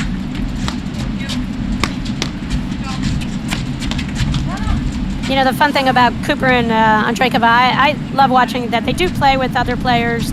You know, Andrekova, had most recent success with a final appearance in the Chicago Charities with none other than Wendy Spitz, who's watching from out in Chicago.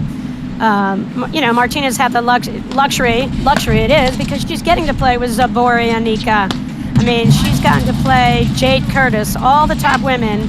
Both of these women have played events with, and so the fact that they're a new team, who cares? Doesn't matter. I agree.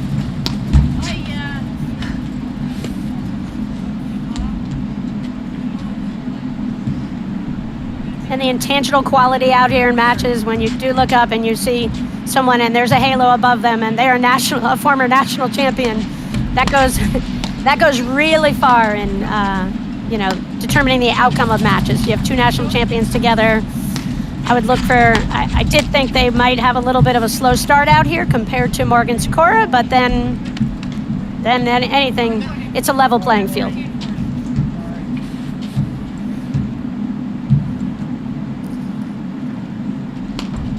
Morgan Sikora finished 3rd in Detroit. They had a 5th place finish last year in the Nationals. They were 3rd in the Midwesterns last year, 6th in Darien's Grand Prix event last year. I mean, they are always in the quarters, looking sometimes to get in the semis, and really looking to take that next step as a team this season, Lauren.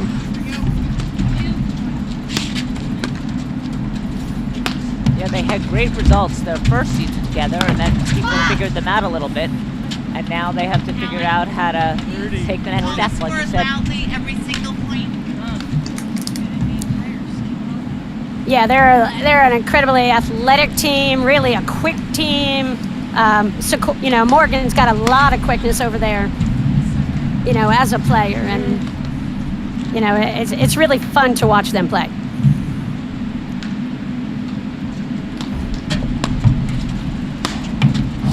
Yeah, so quick and so athletic.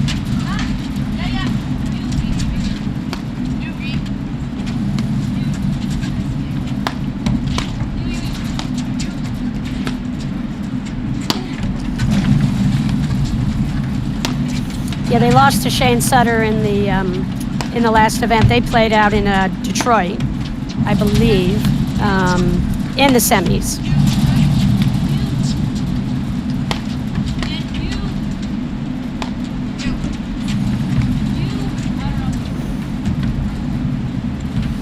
Morgan teamed up this season with Denise Murphy from Chicago, and they were finalists in the Cleveland Masters events. So just like Andrekova and Cooper, Morgan really has played with a lot of players and has had a lot of success. Morgan plays a lot of tournaments, plays with a lot of different people when she can't play with Sikora, and was always solid and always does her thing. Yeah, Sakura played for a couple seasons when she started out with Kui Line, former APTA board member, great friend of everyone's on the paddle circuit, and they had, good success. And then Charlotte teamed up with Allison, and they've continued and taken their games, another step up in terms of being able to compete against the top teams in the game on a more consistent basis. Charlotte teaches at Radley Run with the great Lori Hissey.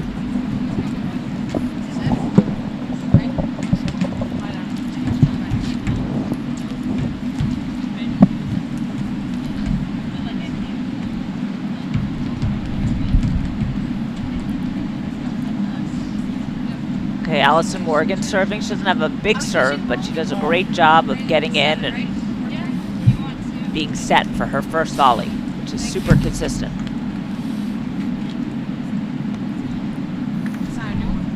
It's not a new one. Yeah, she's got that quickness, Lauren, in it, and I wouldn't say she's got the strongest serve, but she's got great hands, and she comes up with every first volley. I don't want to jinx her now. Yeah. Umpire. We need you to really be low. Thank you. Ellen, you good? Gotta take one, guys. Yeah. Another one? No, I'm good. All right, I'm good.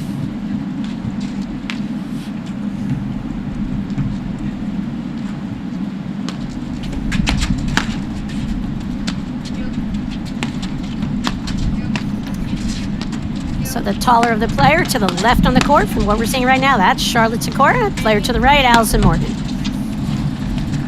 That's Annika Cooper out of the ad court. And that's Martina Andreikova out of that deuce court.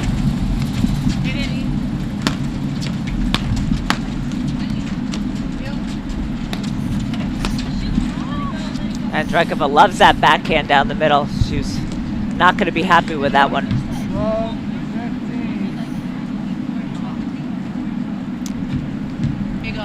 Yeah, I mean, when Andreikova's playing well, she can pounce off both her forehand and her backhand.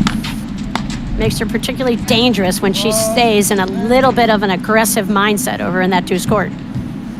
Yeah, and, if she can get the ball low for Cooper to come in and pick it off. Talk about long wingspans. Cooper covers everything.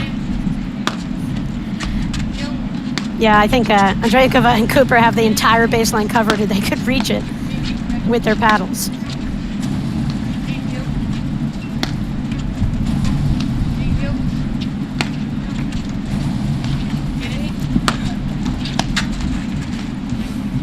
Cooper had a little bit of a wrist issue. She's played, as we know, and has achieved great status in the pickleball world and high ranking. And we just haven't seen as much of her, so I'll be curious, how much rust is on Annika Cooper here in this tournament.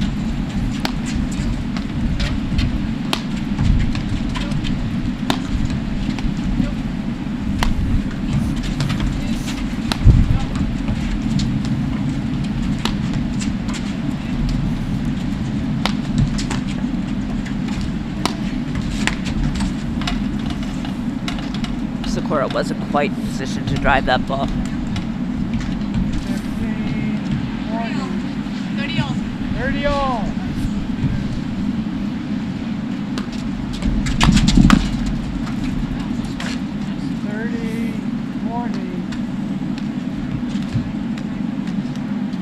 Just so much heaviness and pace on that Andreikova drive. Hard to handle.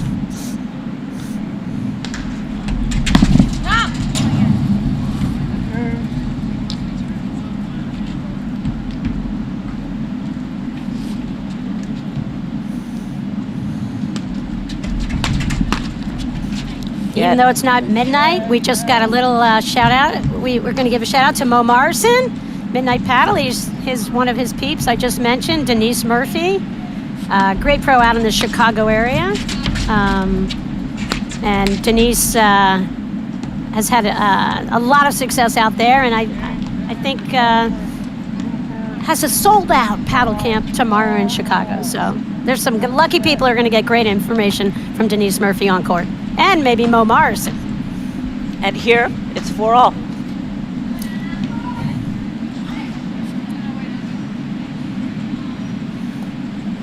So the early start, success for Sakura Morgan, not surprising. Cooper Andrakova tying it up 4-all, not surprising.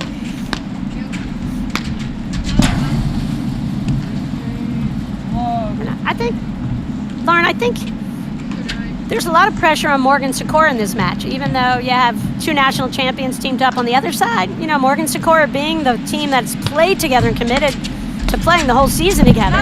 A lot is on their plate in these matches that are fairly close. Yeah, and they all relish. Yeah, they relish the pressure. I'm not, you know, it's not a negative. It's just there is pressure. If there's pressure, there's more pressure on them.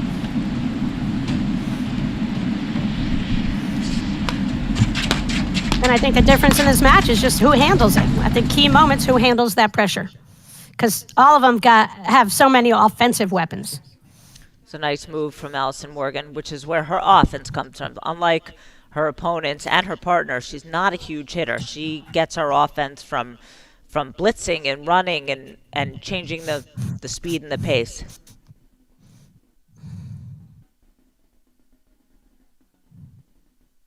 She gives you a lot of different looks.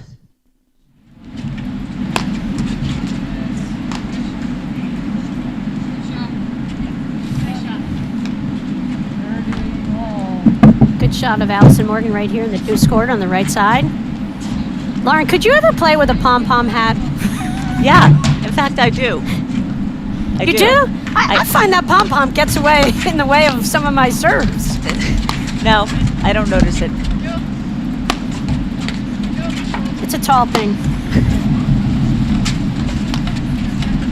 I think the height of the pom-pom is a little dangerous for me. I have to go to a pom-pom free hat when I serve.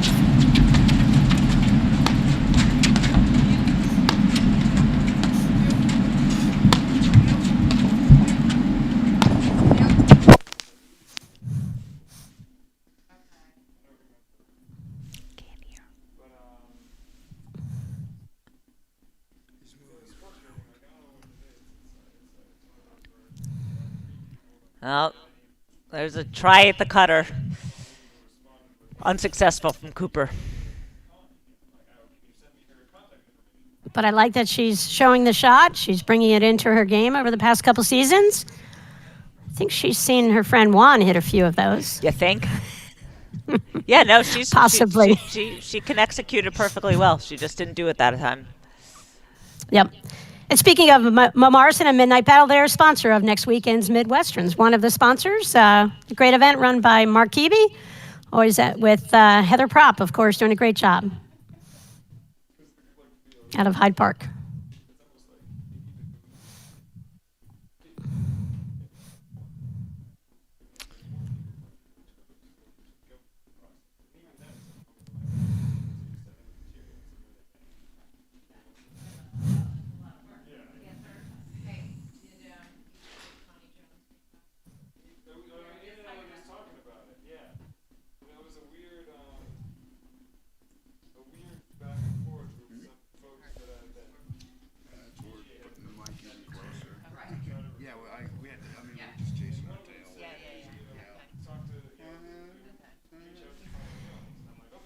You can see the steam from the heaters. Westchester Country Club's doing a great job keeping these courts safe and playable for these players today. Pretty scene in the background, Lauren, all that snow.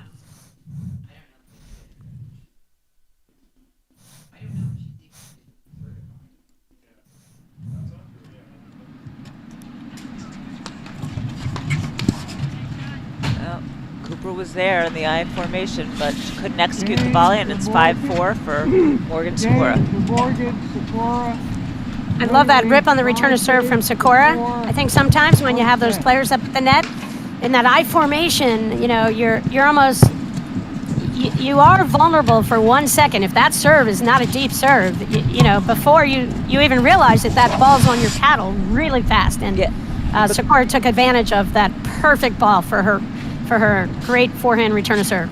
Yeah, if you're up against someone with a big drive, which Sakura has, you do become somewhat of a sitting duck for a second there, like you said. But that's where, different teams have different tactics, whether it's Australian formation, I formation, or staying back. And, a lot of times if someone can't get their serve deep, even staying back is a great option rather than being a target up there. Patty, what do you think of Sikora's underhand serves? It's interesting. And I think it's really smart, especially against a player like Andreeva. I think, Martina's height and skill and strength up higher is totally different than what you saw, let's say, in the last match with a Maria Manley, where a higher ball for a shorter player with a continental grip is problematic, where Martina does slide her grips over a little bit, which lets her, like you said, hit a heavier ball. So I think when Sikora serves, serving sidearm, underhand, whatever you call it, it just keeps that ball low, and that's not, that's not the sweet spot for Andreeva. Yeah, and it's not for Cooper either, so I see why she's doing it on both sides.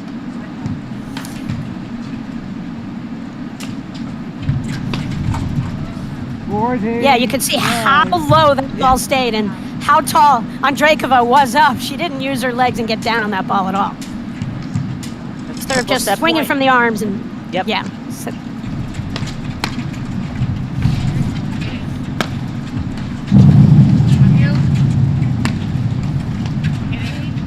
yeah, we talked about the pressure on Morgan Sikora, and kudos for them for getting this lead in the first set, and they look like they might be able to close it out. Yeah, I thought we jinxed them because from the time we came on, they didn't win a game, but here they are in a winning position.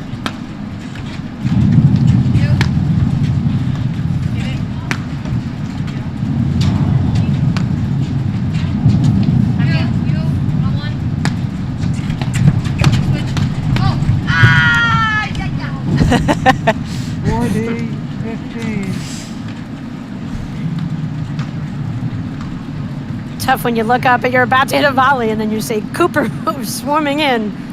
Yeah, I thought Sikora did a good job of holding her ground there, not flinching, but she just couldn't pull off the volley.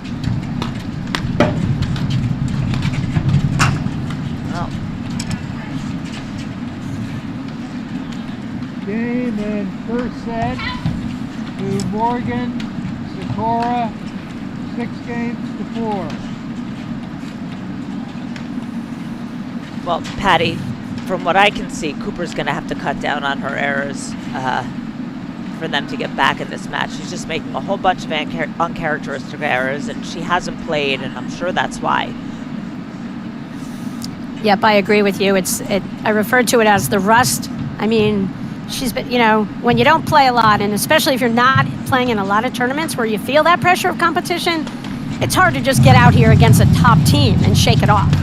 Yeah, and there's really Morgan no way Sikora, yeah, we don't know what happened, how they got up, that early lead, but I think we have an idea here, and that sidearm serve from Sikora, you're right, it's spot on. You have two really tall women of returning serve, loving the high ball and want to hit down on that return of serve, and that serve prevents, is taking them out of their comfort zone on their swings, on their return of serves. And I think it's so important to recognize that there's just no way, like you said, to replicate competition without competition. So it's always going to be hard when you first come back, no matter how much you've practiced. 15 all. Yep, you can, and you get out there, you can serve buckets of balls, you can have practice matches, but nothing like the real thing.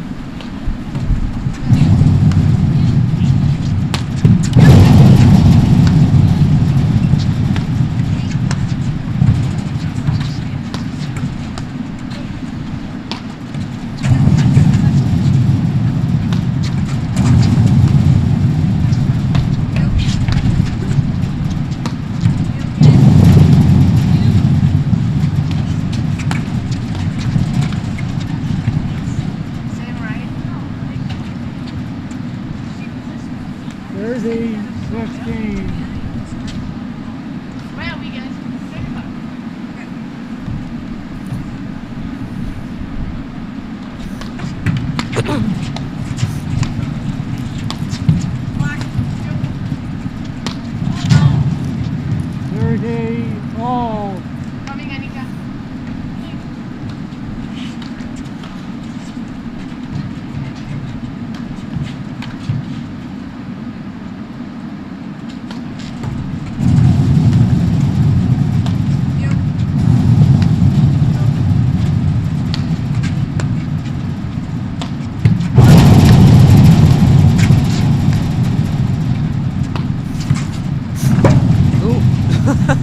Little confusion there. 30. Sakura came over to hit it, but Morgan was there. Neither of them hit it. That's what I call a well-placed overhead, Lauren, when you can cause that much confusion and nobody hits the ball.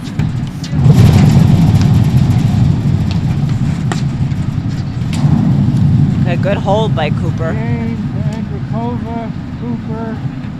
They lead 1 game to love. Second set. Morgan and Sakura won the first set.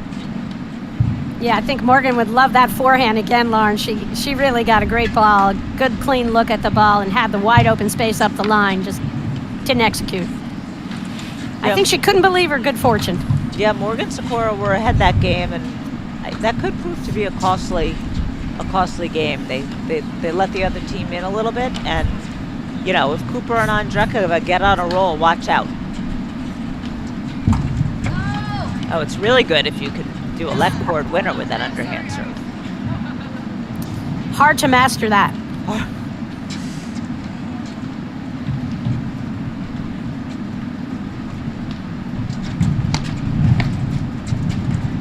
Yeah, and it's such a natural motion for Sakura to serve sidearm or underhand, whichever you're calling it, because that's very similar to how she hits her forehand, Lauren. Her grip's a little bit over, you know, from her traditional serve, her overhead hand serve. And so she's got that grip that she uses on her forehand a lot, so kind of an effortless transition for her to go to that sidearm motion. A little more challenging for others. 15-30. Missed that one. Little casual on that first volley. She has to come up with that shot. I think the serve was out. Oh, okay, thanks. Yep. Minor detail.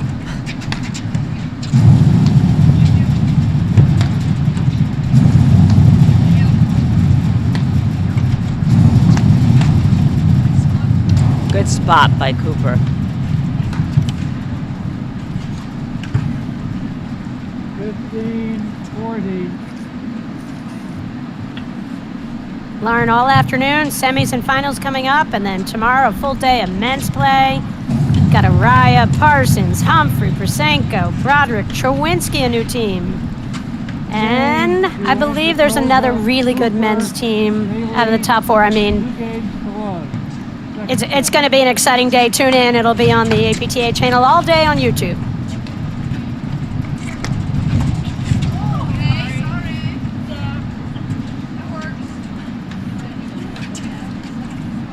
Okay. Martina Andrikova serving at 2-love.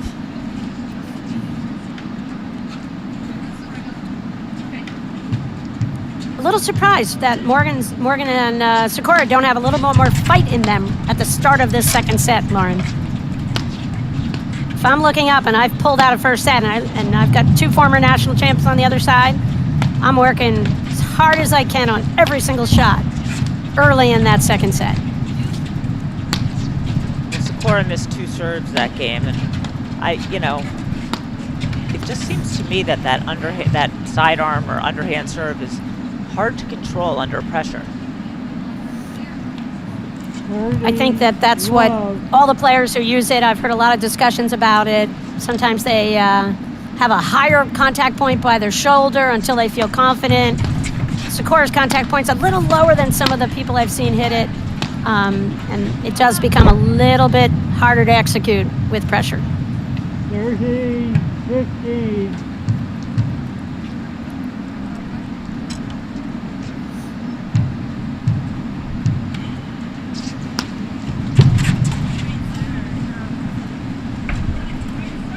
Yeah, again, 15. I need more fight right now out of Sakura and Morgan, and You know, Sakura got pulled wide on that serve a little bit on her backhand, kind of aiming toward the side screen versus where she could lean forward and just kind of had to hit a higher percentage return. Yeah, she had to step in on that ball instead of a cross.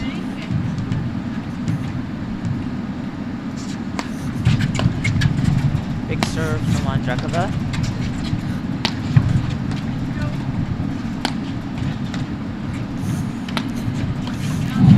Lauren, it must be so nice to have a cheerleading squad right behind you of Gebbia, of Delmonico and Waldron. How fun. Fun. You know, you like the energy. They're chomping at the bit. Wait, you get back rubs? I just got a back rub. Yes, that was thanks to you calling them my cheering squad.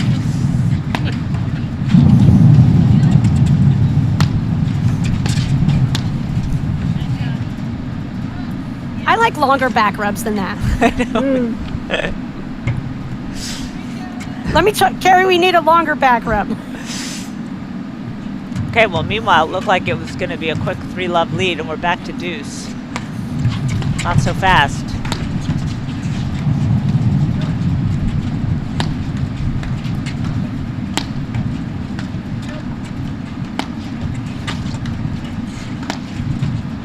You know, when I think about a player like Morgan, and she's played with a lot of the different partners, she's played both sides. I mean, she can play the deuce court, she can play the ad court. Where Andrekova, typically in competition, she's always in the deuce court. You know, Sakura started out her career in the deuce court, went over to the ad court with Morgan, and that's where, as a team, they've kind of figured out that this is the way they are the strongest.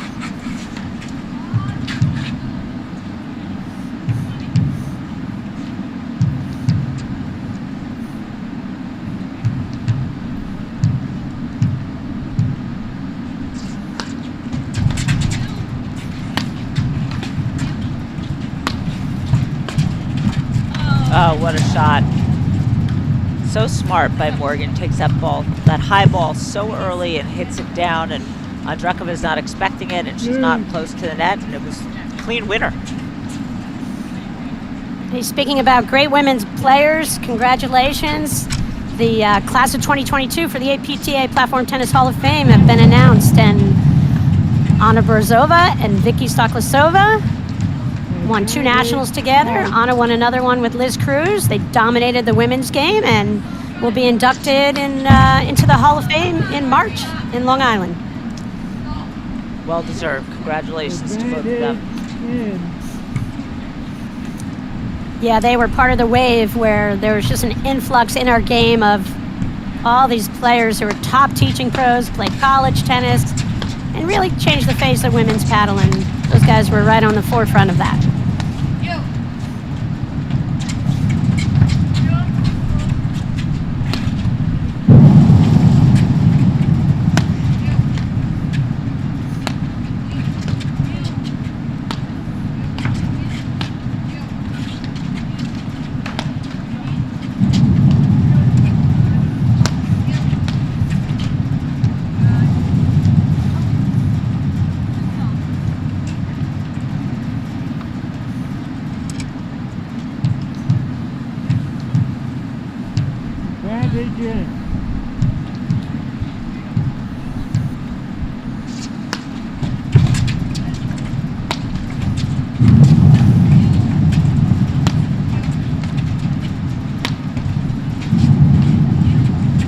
Lauren, as we said, the sun it's come out, which is great because that means we're not in a snowstorm anymore, but it's tough on the players out in that court. Is it worse? Kova, Cooper, they lead 3 games to love.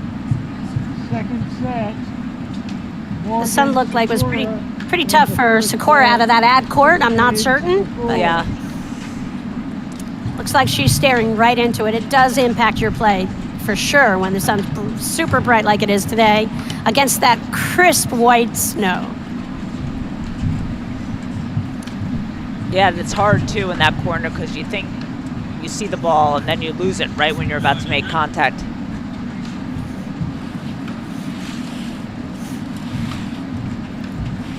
That's when it's a good time to hit the ball at Sakura, when she can't see. Yes, definitely. Yes. have to do with what I have. Thank you. You see the backs of Cooper and Andreikova. Here's Martina about to return serve in the red sweatshirt out of the deuce court. Anka Cooper's over there in the ad court. I love the bright yellow, green sneakers, whatever color they are. Yeah, yellow, green.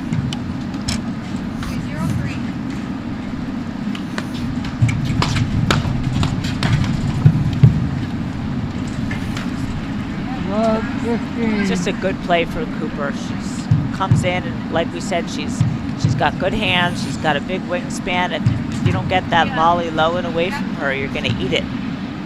Yeah, and, you know, Cooper can do that because she's got so much confidence in Andreikova's ability to get that ball down off of the Allison Morgan serve. And that's, you know, that's the bread and butter of Martina's game, where she can take that return of serve and, you know, I think if you stop around the service line to volley it, you're going to run into that wingspan and the reach of the Cooper forehand. 30-15. Meanwhile, after we said that, then Cooper missed the next blitz and Andreikova missed the next return. So, we're at 30-15. Announcer's curse. Yeah.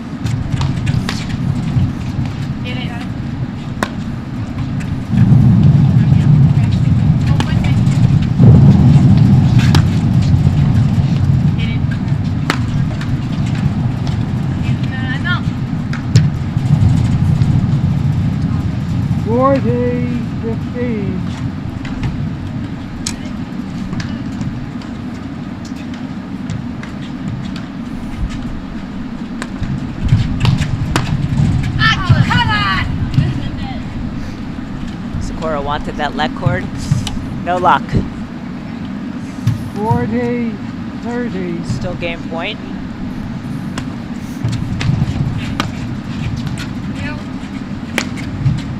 Yeah, there's just such pressure on you as a volleyer when you see that Cooper range coming out of the ad court. So much pressure.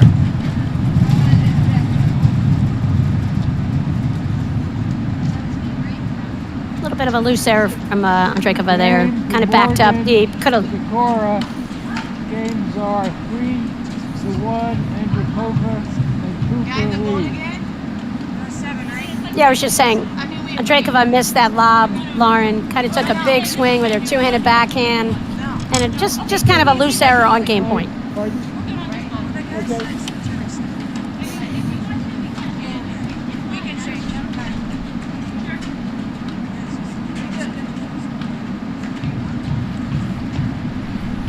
Monica Cooper serving.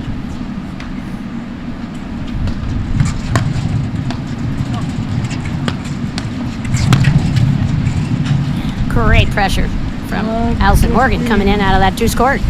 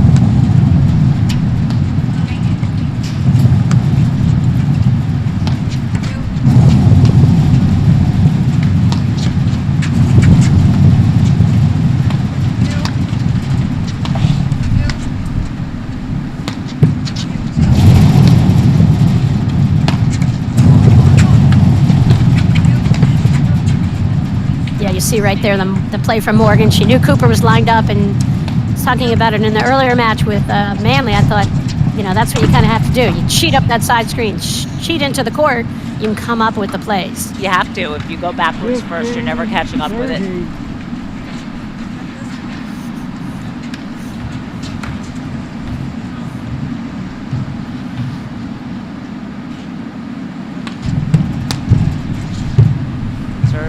30 all. Again, Sakura's moving sideways on that backhand return. If she'd take a step in, she'd have a much easier time with it.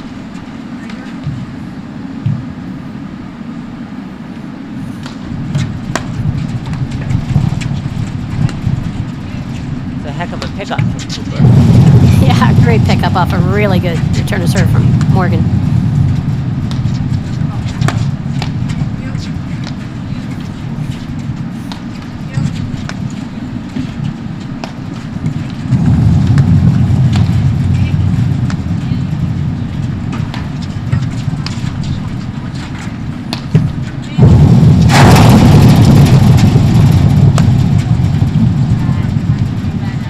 Make that? I couldn't tell. 30. No. Called out, 40-30.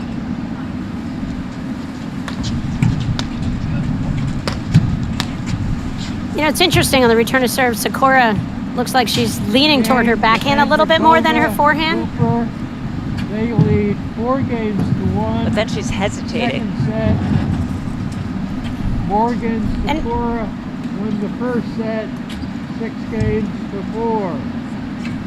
Yeah, she's hesitating, Lauren. She's kind of lined up like she's showing she's looking for her forehand, but then she's, you know, she must be lacking a little bit of confidence there, and maybe, you know, some of those faults off her forehand style of serving has kind of eked into her mental confidence here a little bit with her execution on the return to serve. I mean, it's a weird game, as you know, and all these little things interact with each other and can impact it in a positive or negative way. Yeah, let's see how she does on the serve this time. Oh. Yeah, do you see her contact point, how low that Yep. is? I mean, that's just the lowest percentage possibility I think you can have. Unless you're 410 and a half. Would you know something about that, Patty? A lot about a little.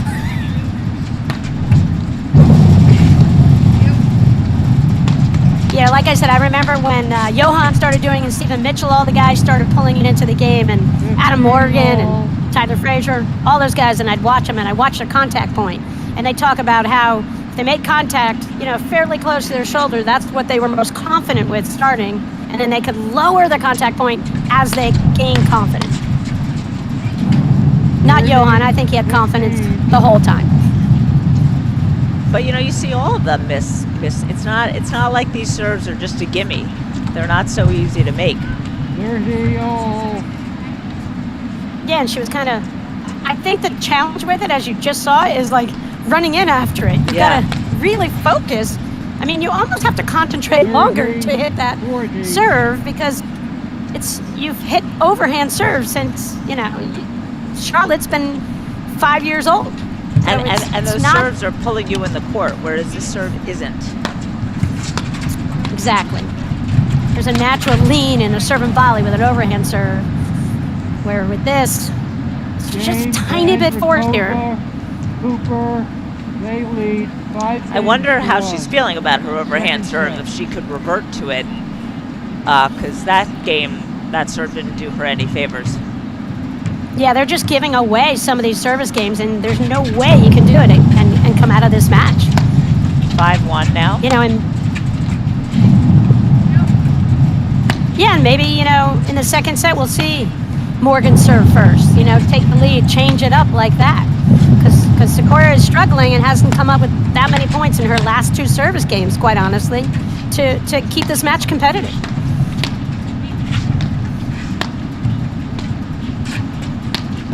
Andreeva and Cooper, you know, they're just kind of, I don't want to say they're steamrolling right now, but they look totally confident to me. Yeah.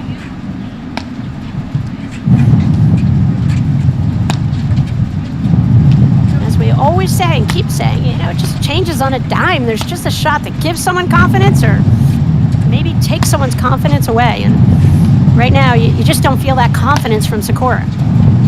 Yeah, and you know, Cooper made a lot of errors in the first set. You just had to think that she was going to cut down on those as the match wore on, and she has. Yeah, it seemed like she had that ability. At the end of that first set, boom, she was done. Now she knew she had to. She couldn't have afford the luxury of making all those errors in the second set and come out as a winner. So she cleaned up her act. And I just mean by that, Lauren, where she's just playing higher percentage paddle. She's just not just winging it and trying to get her stroke. She's just figured out what swing speed she needs to play higher percentage paddle. Oh, good move. Good. 30, love.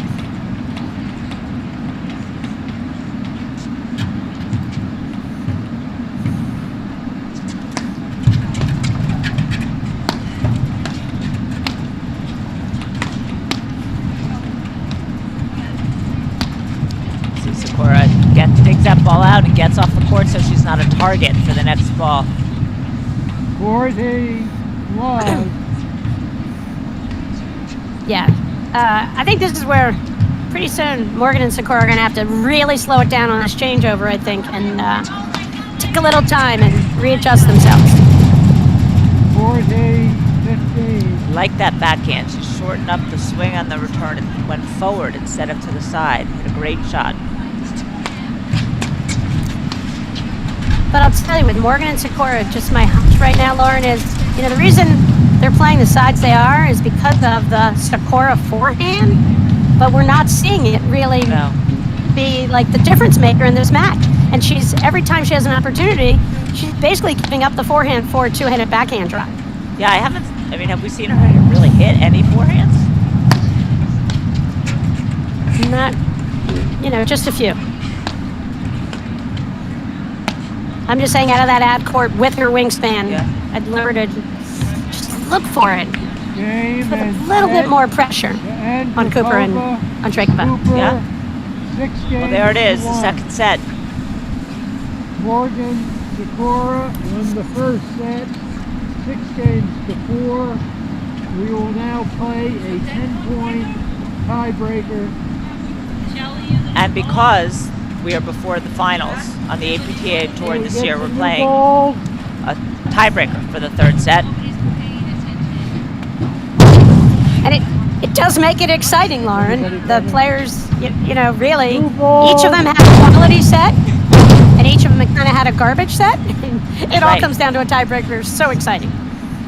It is exciting. It's fun for the spectators. I don't know how, as a player, I think you have mixed feelings about it, but it's great for the fans.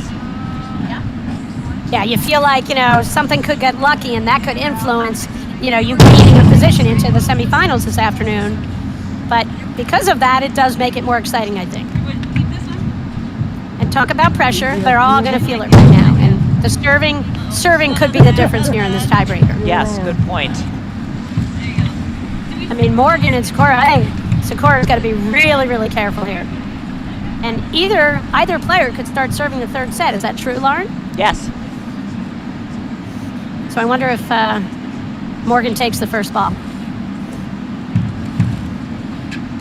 And this will be a super tiebreaker to 10 points. And she does take the opportunity to change up their serving order, which I thought they would do in the third set, regardless if they were playing it out or not. Yeah, that was a good call, Patty. Thanks, Lauren.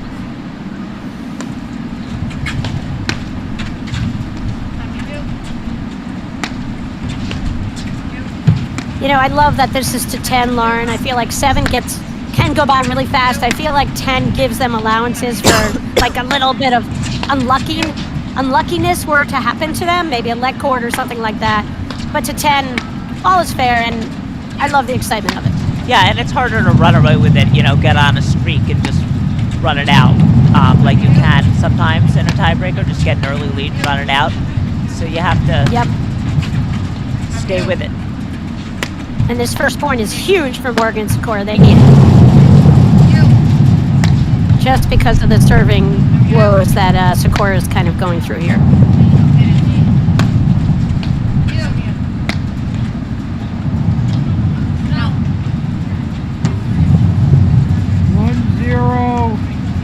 All right, they got the point on their serve.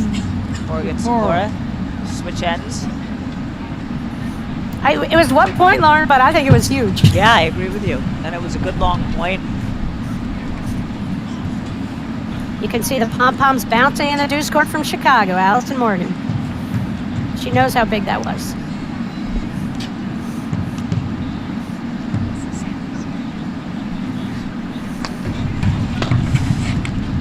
Monica Cooper serving. Just came up. Oh, tough return to serve from Morgan right there.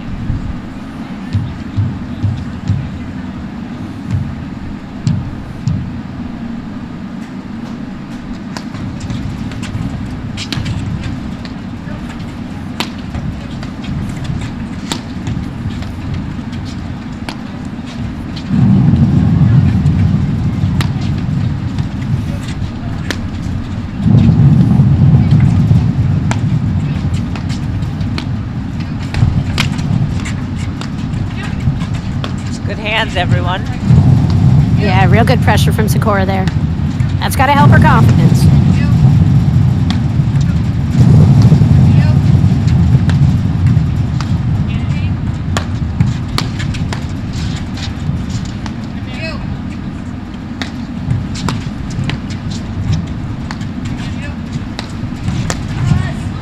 Too much. Too.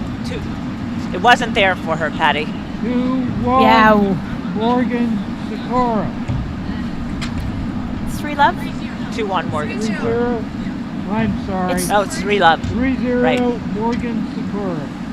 I used to be an umpire. We had it wrong, and I can't see the scoreboard very clearly. And I knew it was wrong. Yeah, so this was the start Morgan Sakura needed here to totally change the momentum from that second set. 3-1 Morgan Sakura. Gigantic point right here for Sakura. Well, she took her time. She Didn't hit it hard, but just got it in the box. She got both her serves in, and really good lob up the line from Cooper.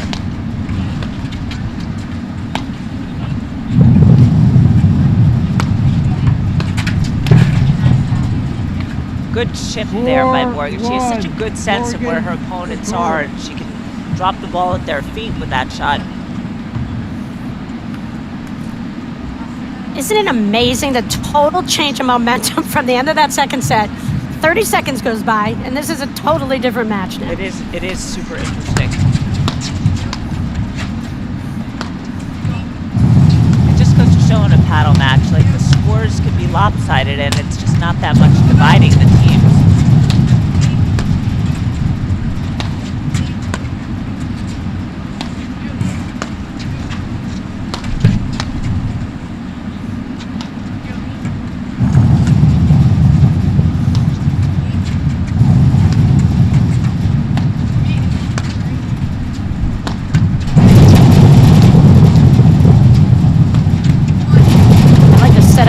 On the overhead where you can see her like really waiting for that ball to drop to a certain height, using her legs, hit the overhead. Great play from Sakura. 5-1 Morgan Sakura. All right, well, there's still time for Andrakova Cooper here, but they got to start getting some points on the scoreboard. Again, I'd love to see Charlotte pounce on a forehand return of serve here. Just don't see that she's set up with a grip that she's going to pounce. So she went for it. But she had no real conviction with that ball. 5-2 Morgan Sakura. I think she was thinking what I was thinking, but you're right. You've got to be committed to the swing. You got to use all your limbs. You got to include your legs in that swing. Exactly, and she does that so well normally.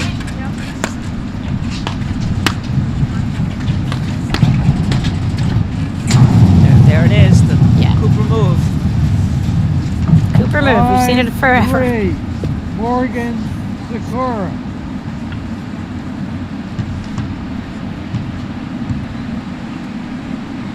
Like to see a return up the line. Cooper just had to make that shot up the line. They gave him a little spot, and she just couldn't execute. Do you think she looked up? I mean, it's a strange return. Yep. Possibly.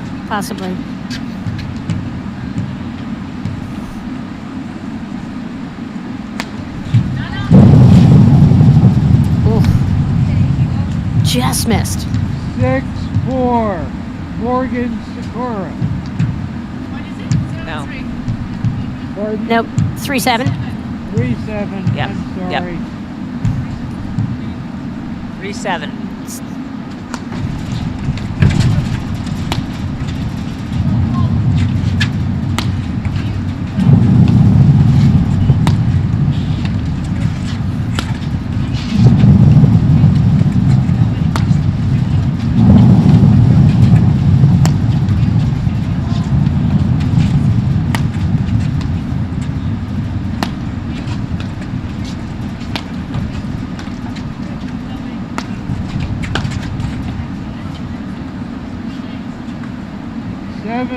Yeah, she just- Morgan Sakura. Morgan just went for a little too much there. She lined up her backhand beautifully. She's got the shot. You just got to let him volley in that situation. You can't miss by 3 feet. Yeah. But I think that's experience in the moment, a big moment in a match, knowing how much to go for.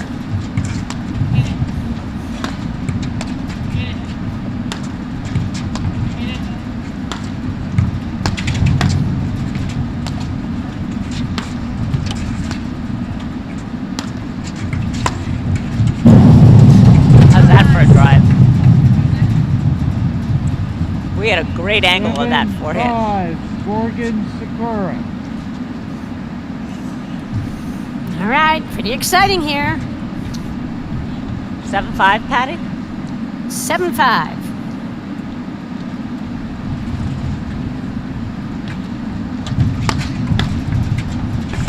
Huge serve from Sakura.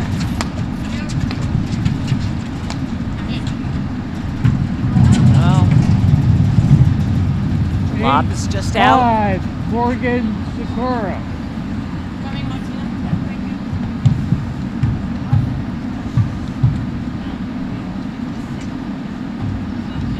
All right, just total change in everything in this third set super tiebreaker.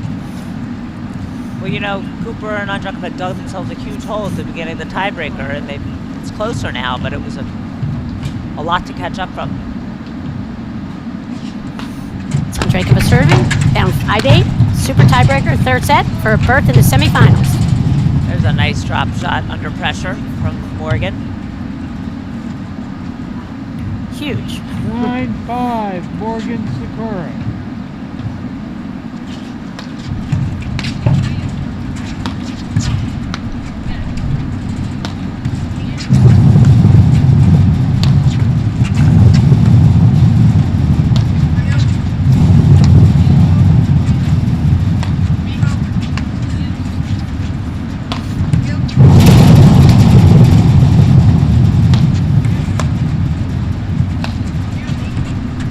Patient point from Morgan and Sakura here.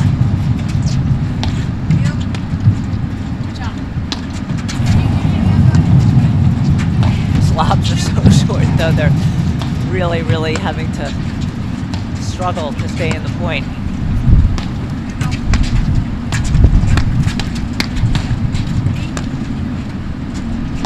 Great hands.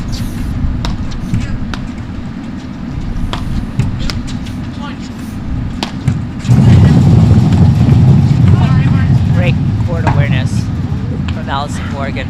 Morgan Sakura win the tiebreaker 10-5. Well, Win that's the a wrap match. here from our women's quarterfinals. We'll be back with the semis, 1-6. Delmonico Gebbia versus Zabori and Hanish at 2:30 p.m. They've done it again. Johanna Runte and Stephen Mitchell are the APTA national champions for the second year in a row. There you have it, your women's APTA national champions, Valentina Hanish and Anna Maria Zabori.